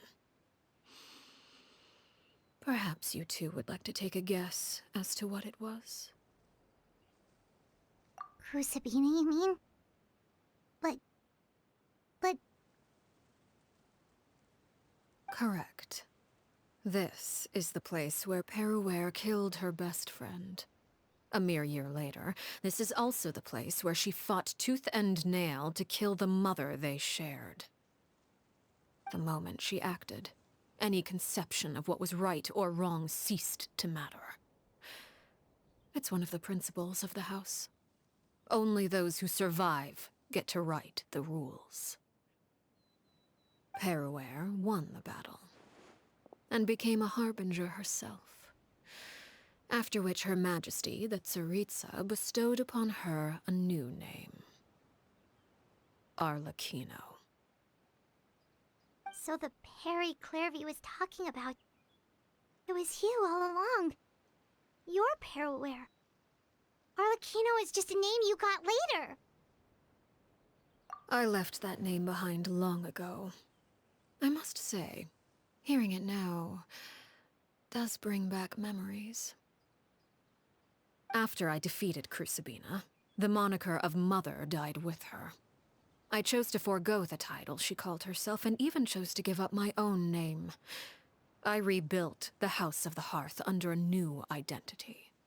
Not only as Arlecchino, but as father. And that is where the story ends. Any more questions? Yeah. Based on what you just told us, Clairvy wasn't a little kid when she was killed. So the Clairvy we met... Was she really a spirit at all? I suppose you could call her an illusion born of flame. Her existence is like ashes to a fire. Something left over in the wake of blaze and ruin. You see, a certain power runs through my veins. It's not unlike a curse. My flames leave behind shadows of anything they consume. Of course, the chances of those shadows morphing into a sentient entity are exceedingly slim. Clairvy is a very special case. Clairvy died when she was 16 years old, but what emerged from the flames was her 6-year-old self. Her appearance wasn't the only thing affected. Most of her memories were lost to the blaze as well. Memory is a mysterious thing indeed. Losing a portion of your memories will alter your sense of self. Lose 10 years' worth, however, and it would be like living in the past. Like returning to a version of yourself that never grew up. No wonder Paimon got such a weird feeling when we were talking to her. Perhaps I should put it this way. Clairvy is someone trapped in time. It may seem like she exists with us in the present, but she truly lives in the confines of her own past. So if all of that is true, then you must have known about Clairvy for a long time. Indeed. She's a rather volatile and unstable entity. Sometimes she would look after the children. She's even saved some of their lives. But other times, she would hide from me and become obsessed with revealing the truth about the house to anyone who will listen. Shadows don't have the capacity to learn or grow. Any new information they encounter is quickly forgotten over time. Your attempts to expose Clairvy to sunlight. They failed, yes? The reason is actually quite simple. In Clairvy's mind, the house is impossible to escape, and it is this very perception that traps her there. But no matter. All I have to do is kill her again, and all will be resolved. I don't anticipate so much as a single speck of ash will be left behind this time. Wait! Paimon can understand why you might want her gone, but isn't there another way? So what if she's trapped in her 6-year-old self? She's still your friend! At least talk to her first! It's too late for that. She broke the rules, and now she must be punished. That goes for Filial and Nantoy as well. She's had quite the effect on them. I hope you understand. The difference between Crucibina and myself lies in our formulation of the rules, not our policy for enforcing them. Upholding the rules without question is a trait we both share, because that is how a household should be run. Is this really what you want to do? Whatever could you mean? Don't you want to say a proper goodbye at least? Whether as a killer or as a father, there are two things that must be avoided at all costs: anger and sorrow. Anger makes you impulsive. Sorrow causes you to waver. Well, it appears it's about time to proceed. Before we arrived, I told some of my well-behaved children to bring our troublemakers here by nightfall. I do believe I've kept my end of the deal. I gave your friends quite a bit more time. As for what happens now, we'll just have to wait and see.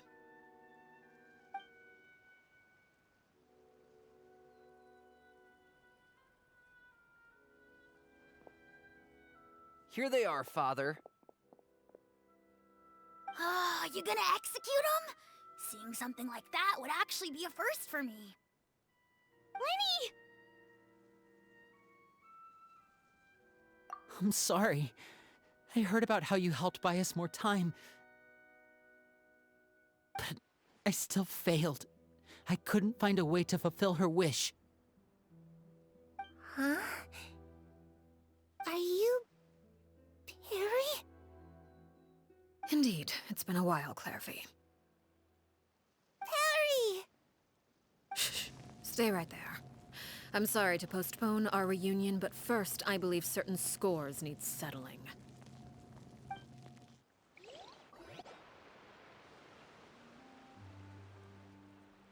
Father, let me explain. Out of my way. Father! You chose to conceal a threat to the house, and for that, you must be punished. Overall, however, I suppose your wrongdoing is hardly the most egregious of the bunch, so I'll deal with your punishments later. As for right now, the more pressing concerns are the traitors among us. By traitors? Do you mean us? Father, let me explain. We didn't mean to... Fultz, why don't you share what you heard? Yes, Father. Secret Midnight Meeting number 3. Participants, Filial, Nantoy, Sato, Toddy. Nantoy clearly said, if only Father wasn't the one who took us in. Sato added, I'm sick of this life. I just want to live as a normal person. Filial was the worst of them all. She called us crazies and said a bunch of mean things about Father. I did not! You're lying! Fultz is trying to frame us. It's not like I'm the only one who heard those things. After that, you and Toddy and a bunch of other people started talking about Clairvy. You were using all those things Clairvy brought up as an excuse to question Father. We're birds locked in a cage. The only way out is to destroy it. That's what you said, wasn't it? You little... You just want me gone, don't you? What did I ever do to you, huh? And you, Sheplo, have you forgotten who stood by your sickbed, watched over you, and changed your dressings? Come on, let's hear it then. What's your reason for all this?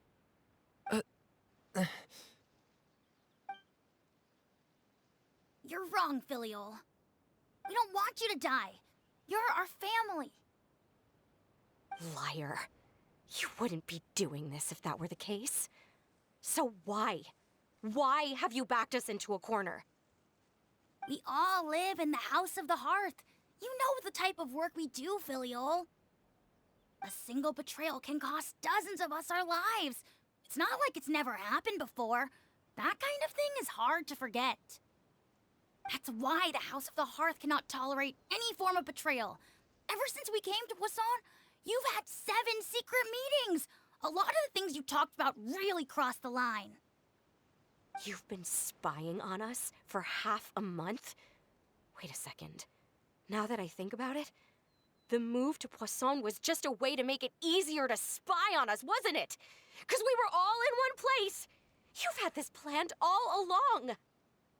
Filial, Nantoy, I'm sorry. I owe you both my life. I owe Clairvy too. If it weren't for all your help after I got poisoned, I wouldn't be standing here today. If this were any other situation, I would do anything to repay that kindness, even if it cost me my life. But rules are rules. I'm sorry. My hands are tied. Why? Why? That's enough, Filial. We made a mistake, and we should own up to it. We broke the rules, plain and simple. And now we have to face the consequences.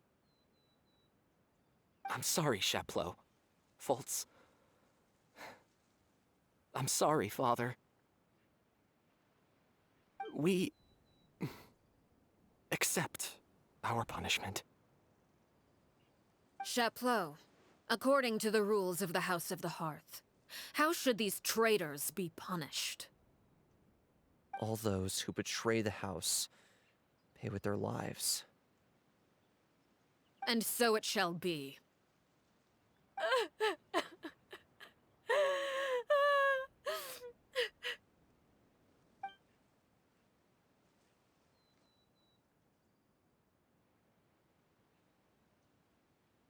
Father, please wait! Something you want to say, Linny? Please reconsider, Father. What Filial and the others did, does it really count as betrayal? We all come from broken families. From the very first day we joined the House of the Hearth, we wanted nothing more than to make it a real home. But the truth is, none of us know what a real home should look like. I'm not saying I have all the answers. All I know is this. Killing Filial and the others may uphold the rules, but doing so will only bring us further away from being a real family than we've ever been. So please, Father, please, reconsider. I agree with Linny. Father, please. Linny, you... I also agree with Linny.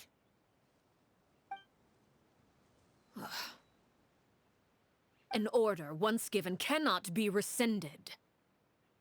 However, given the extent of your determination, I suppose we shall have to go about this a different way. Draw our weapons? Father, are you referring to a duel?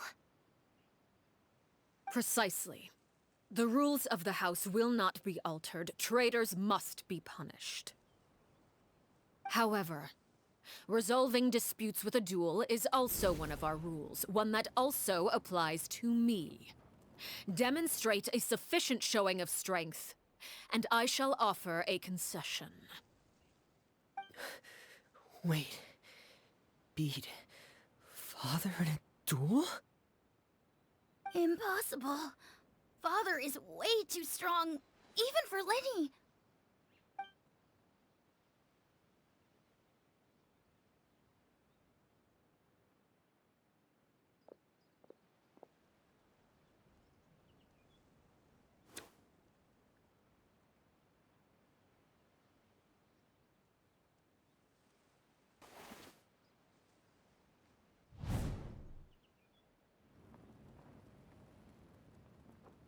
Did you hear that, Traveler? Letting the others have to duel the knave. What should we do? Can they really win something like that? If they lose, those people from the house are really gonna be executed. Hey, are you listening?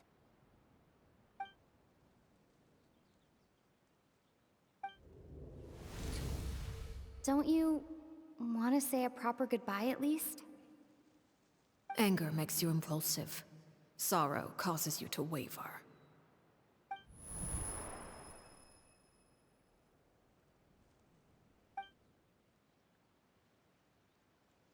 Oh. Looking at that expression on her face, she seems really serious about this. Guess that means there's no chance she's throwing the duel on purpose, huh?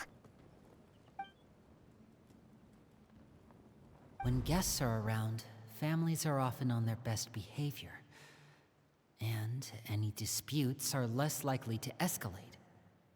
When the time comes, make the choice that you deem most appropriate in the situation, and lend your help to the House of the Hearth. What's wrong, Traveler? Hey, where are you going? Traveler? You're asking to join the duel against the knave? I'll allow it. We do have a ready-made dueling ring at our disposal, after all. All I would advise is this. Keep a firm grasp on your weapon, and give it your all. Any less, and you may just lose your life.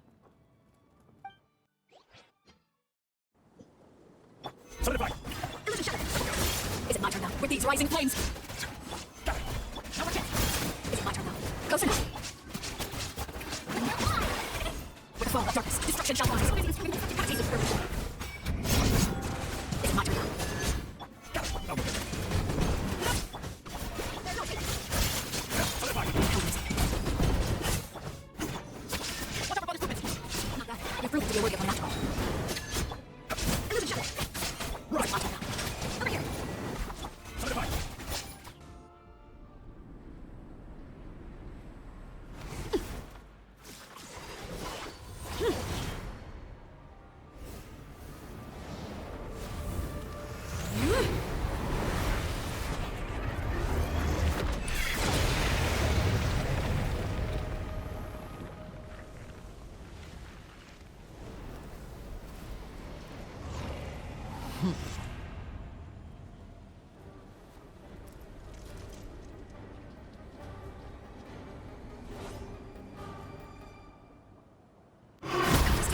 My blade is all that remains.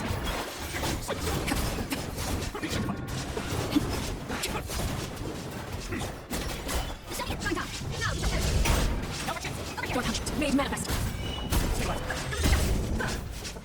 Something is only gonna get me.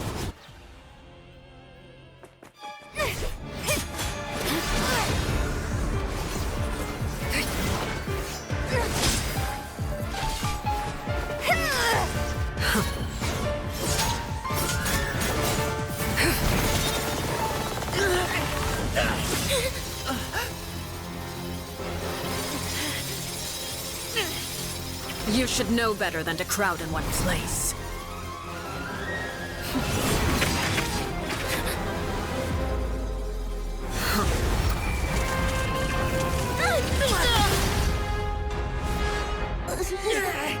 Oh, I know. No! I'm sorry, Father!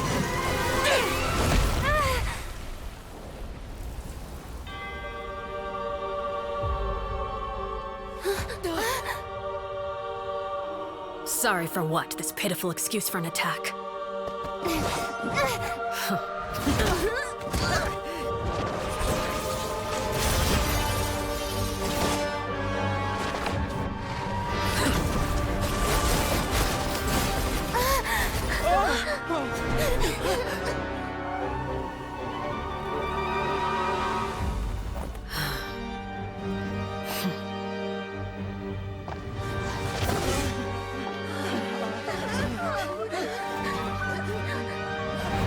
Father, no!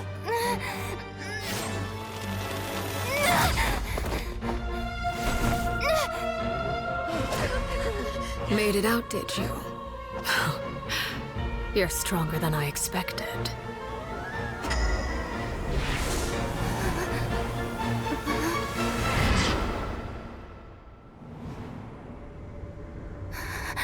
A crimson moon.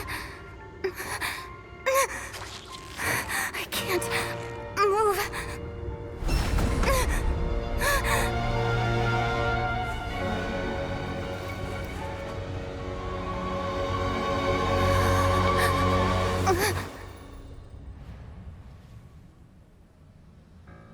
Still, not strong enough to beat me.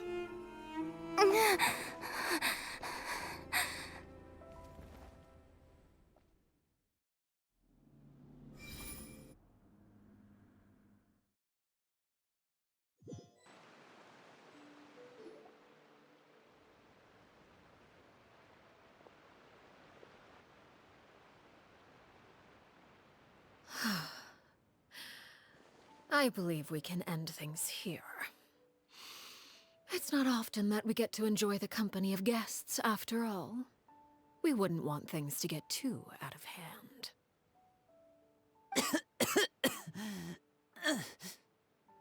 Brother, are you all right? Lenny. Given that I am the victor of this duel, as agreed, the punishment stands. No! I never thought things would end like this. However, everyone involved in the duel demonstrated a remarkable level of strength and determination. In light of this, I'm prepared to change the method of execution. Elwar, the bottled flames I gave you for safekeeping. Do you still have them? Yes? I wasn't sure what they were for, but I've kept them super safe. I didn't lose a single one. Wonderful. Then, in just a moment, I'll have you administer them. Bottled flames? Indeed. They're the product of a secret experiment. Under certain special circumstances, flames can be extracted from my person and preserved. Once ingested, searing pain will spread across every inch of your body. No harm will come to you physically, but your memories will be burned away. If you can withstand the pain, when you awake, you'll have forgotten everything you know about the House of the Hearth, and will be expelled from the organization. In other words, administering this concoction will kill the version of you that grew up in the house, and give you a new identity.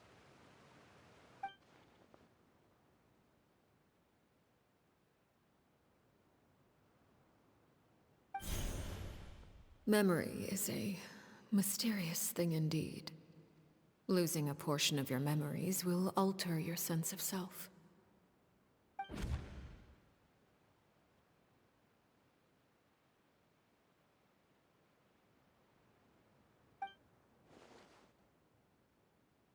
So, you're just letting us go, Father? You misunderstand.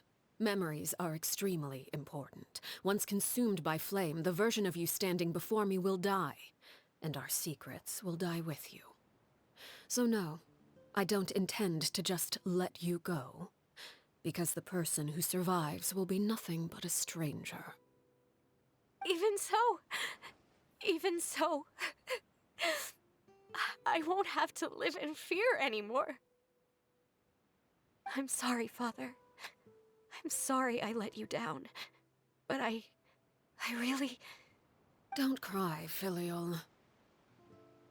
You haven't left the house yet, so there are still rules to be followed, yes? Remember what I taught you. Anger makes you impulsive, sorrow causes you to waver. Don't let yourself be controlled by your emotions. Of course. I'll remember. Dry your tears, and go pursue the life you really want. Yes, Father. Chaplot, Fultz, Elwar, take them back to Poisson. And bring Lenny and the others as well. I prepared 3 extra vials of bottled flames. As for whether to take them, the choice is yours. Goodbye, children. The next time we meet, I will no longer be your father. Thank you for all you've done for the house. I hope you have bright futures ahead of you.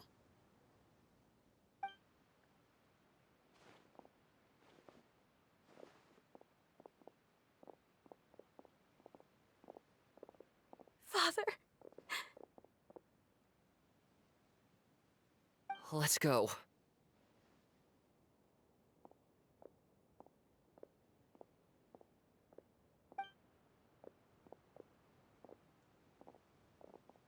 Here, grab my arm, Lenny. I'll help you walk back. Thank you.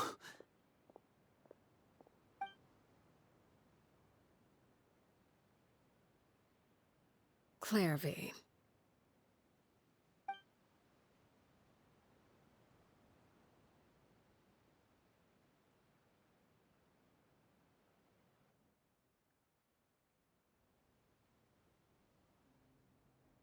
Can we talk now? I've been waiting for a super long time. You really are Perry, aren't you? I haven't seen you in so long. How come you're all grown up? Wait, did I somehow travel to the future on accident? Or am I dreaming? What a long dream. Neither. You died, Clairvy. That's what happened. You could have at least sugarcoated it a little. Look, she's so speechless.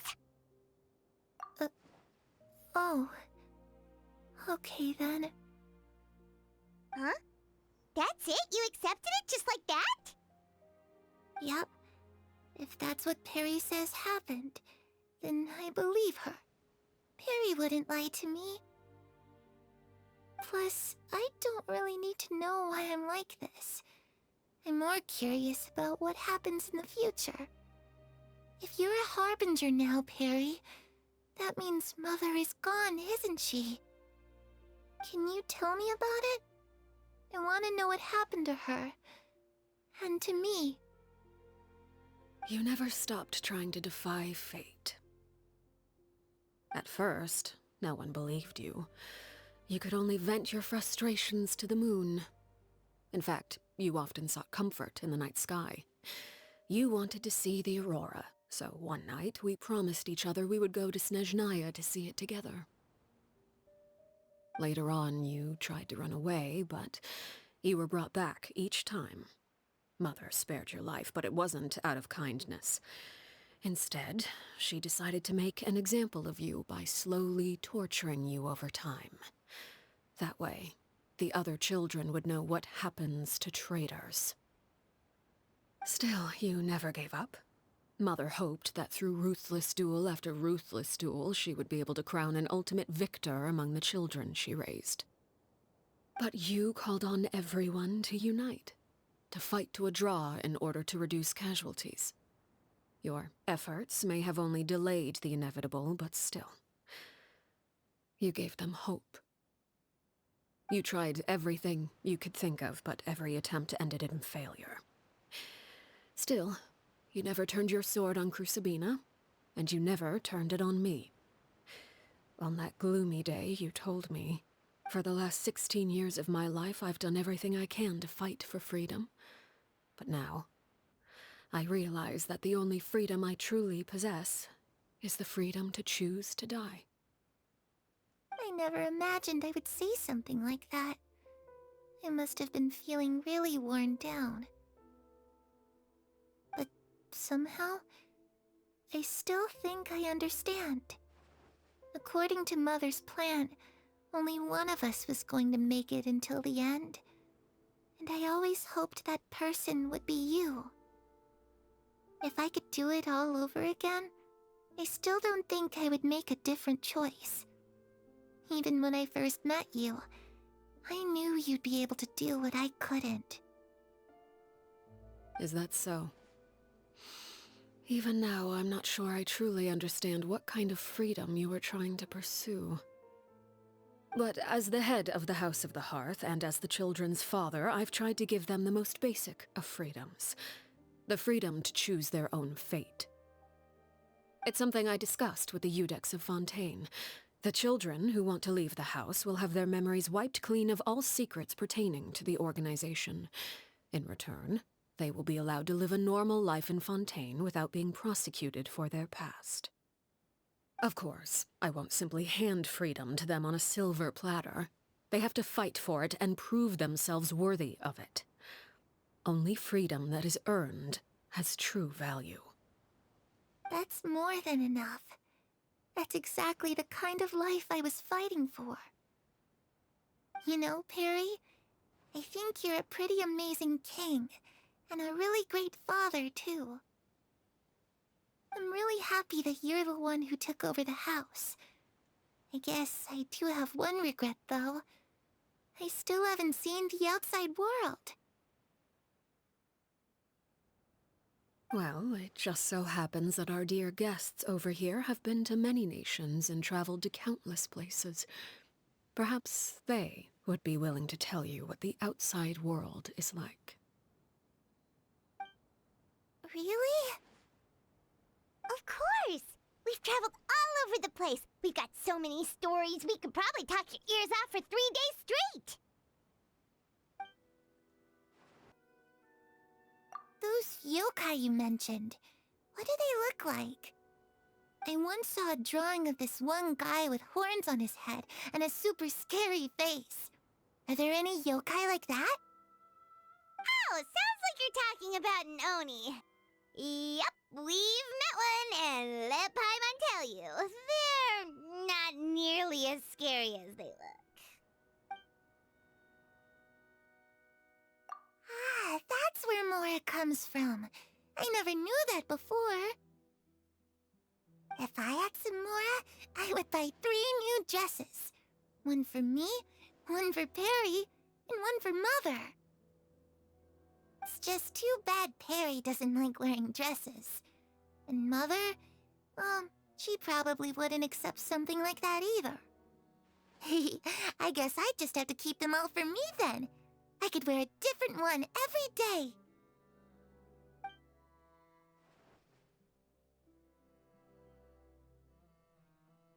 I was always too afraid to skip Mother's fighting lessons. But at the academia, I bet you could do all sorts of secret things in class. Things that have nothing to do with studying. I'm just kidding. Being able to study whatever you want without having to fear for your life actually sounds pretty great. You know, I used to dream of being a bard. Playing the lute while singing into the winds of freedom. Even if there was no one there to listen, I would have continued to sing no matter what.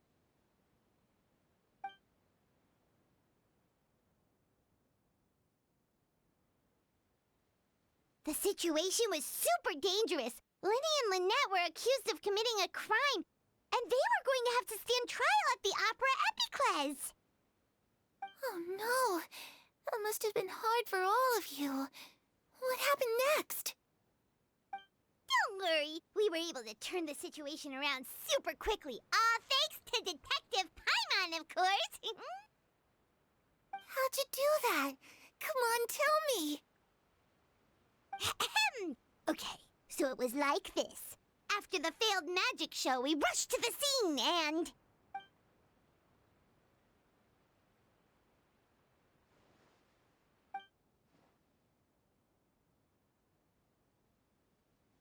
Shadows don't have the capacity to learn or grow.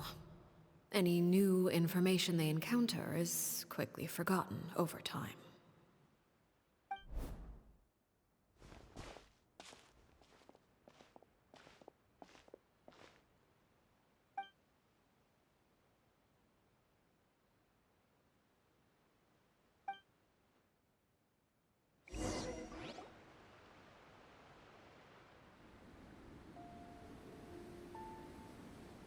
Clairvy.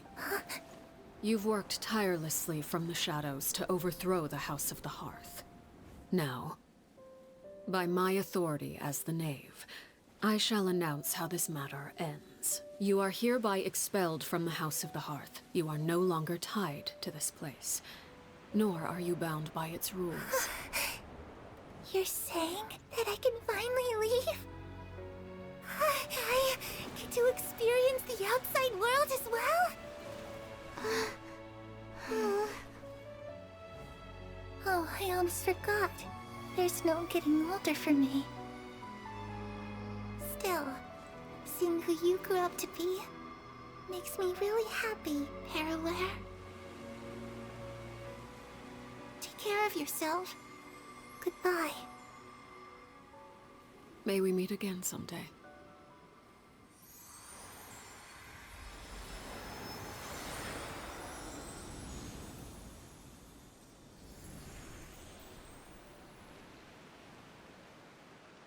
Clairvy. She left so soon. Paimon didn't even get to finish her story. I also have certain sentiments left unsaid. I wanted to tell her that the aurora I saw in Snezhnaya was just as beautiful as the ones in the pictures.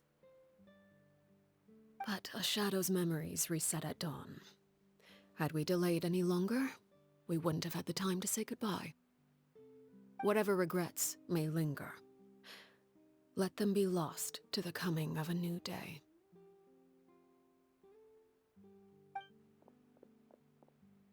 Father? It's Linny! Hey, Linny!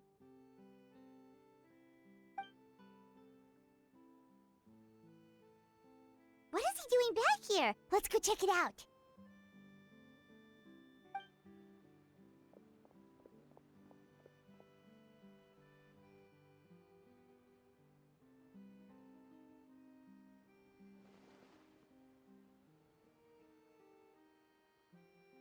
Father, the bottled flames have been administered. Filio and the others have left the house. And you? What have you decided? Thank you for giving us that choice, Father. But we never wanted to leave the house. It's the only home we've ever known. Lynette and Fremine feel the same way. They're recuperating back at the Hotel Bouffe d'été. But I decided to come back and tell you where we stood.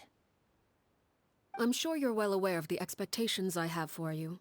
I want you to follow in my footsteps and become the next king of the house. Yet you seem to have different ideas. I must admit, I'm rather surprised by your decision to stay. There's nothing wrong with choosing to live a quiet life. Leading this organization is a heavy responsibility, one not so easily carried by someone forced onto the throne. I just never understood what you saw in me. What made you believe I was deserving of that throne? You're brave, talented, and, most importantly, you cherish your family. You would do anything to protect them, even if it costs you your life.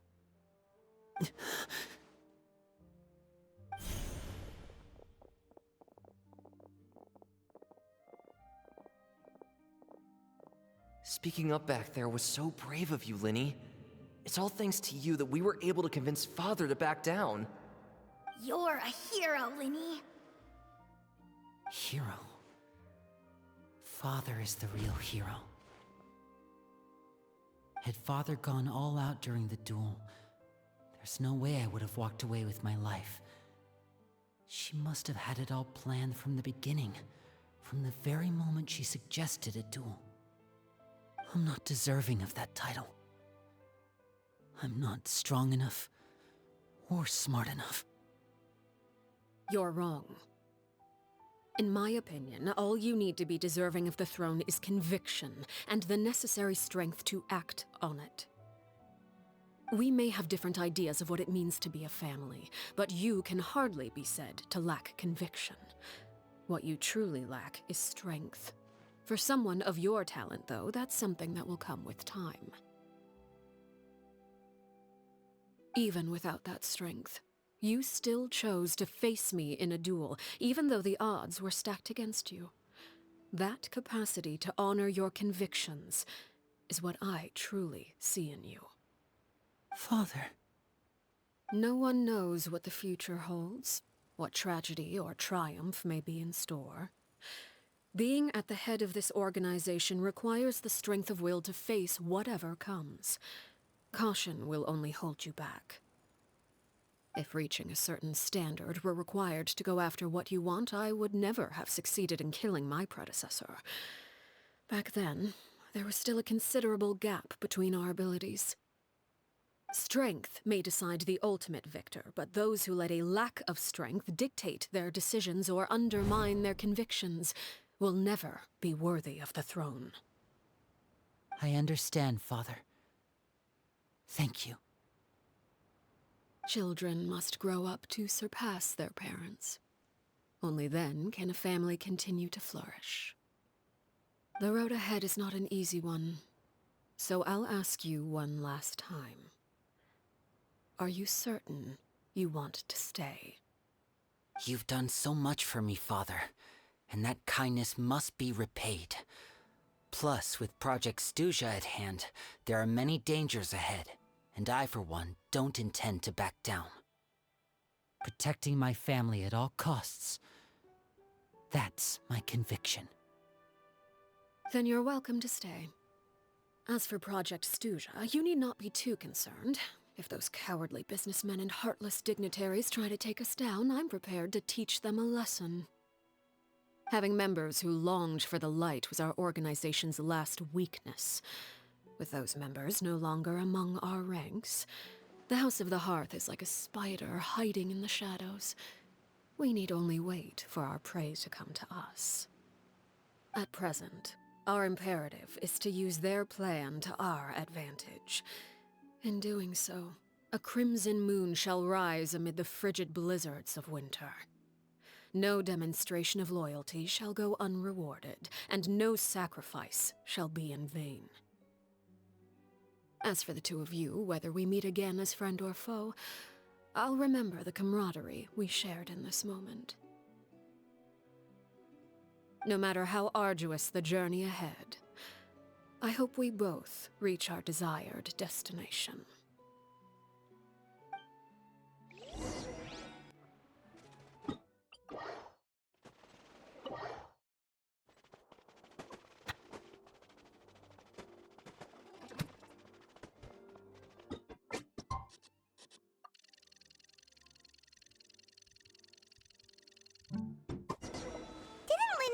Lynette and Fremine were recovering at the Hotel Bouffe d'été? Oh, Paimon wonders how they're doing. Maybe we should go check on them.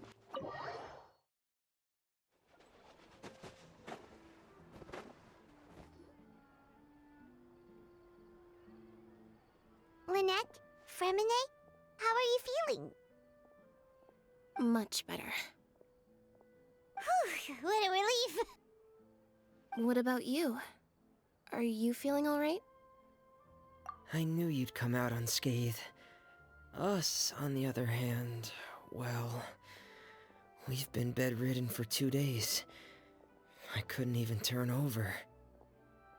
Oh, and I wanted to ask, is Clairvy gone? Linny and the other members have left Poisson and returned to the House of the Hearth. According to him, there haven't been any more sightings of a spirit roaming the house. I see. I'm glad. Father came to check up on us 2 days ago and told us about what happened with Crucibina and Clairvy. Actually, I've met Crucibina before. Wait, what? You've met the former knave? Crucibina died a year after Clairvy. It was during the year between their deaths that I joined the House of the Hearth. Crucibina had an extremely cruel and radical way of doing things.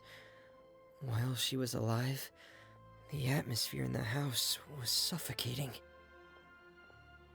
When I joined, though, the experiment she valued so much had already come to an end, and all the people involved, dead and injured alike, were gone. Crucibina never talked about the past with us newcomers. A couple of months after I joined, Father killed Crucibina and burned all her files. With that, the names of all the people subjected to her experiments, Clairvy included, were lost to the flames, along with the painful memories they represented. Father took in Lenny and me a couple months after that, but she never mentioned anything about Crucibina or Clairvy. It really seems like something she was planning to keep to herself. The last time you talked to her, did she mention why she kept it a secret for so long? She said she didn't want us to be affected by the darkness of the past. She was worried we'd develop a false sense of gratitude towards her if we knew about it. The foundation of a family should be free of any corrupting influence. Whatever happened in the past, it has nothing to do with who we are now. And that's what Father told us in the end. But I still thanked her for everything. It was only after hearing about what Crucibina did that I finally realized how insignificant our lives could have been. The members of the house meant nothing to her. To say that she valued them in any way, even just as a tool, would probably be giving her too much credit. If Father hadn't taken over the House of the Hearth, I probably would have already... Father rarely brings up the fact that she saved us. She doesn't believe that being indebted to her should be what ties us together. But even if we didn't owe her anything, we would still choose to stay. Because this is our home. We may have arguments or times when we feel wronged. Some people may even choose to leave. But as long as Father is here, we will always have a home. Whether the path before us is bathed in sunlight or shrouded in shadow, we'll follow Father wherever she chooses to go. So I wanted to say thank you for helping us make it through this crisis. Without your help, we could have lost a lot more along the way. Oh, we didn't do anything, really. Of course. You're welcome anytime. Are Filial and Nantoy okay? I actually saw them at a cafe this morning. They didn't recognize me. From what I could tell, they were drinking coffee and talking about one of the operas that started running recently. They seemed happy. If I had to take a guess, I would say they finally found the kind of life they always wished for.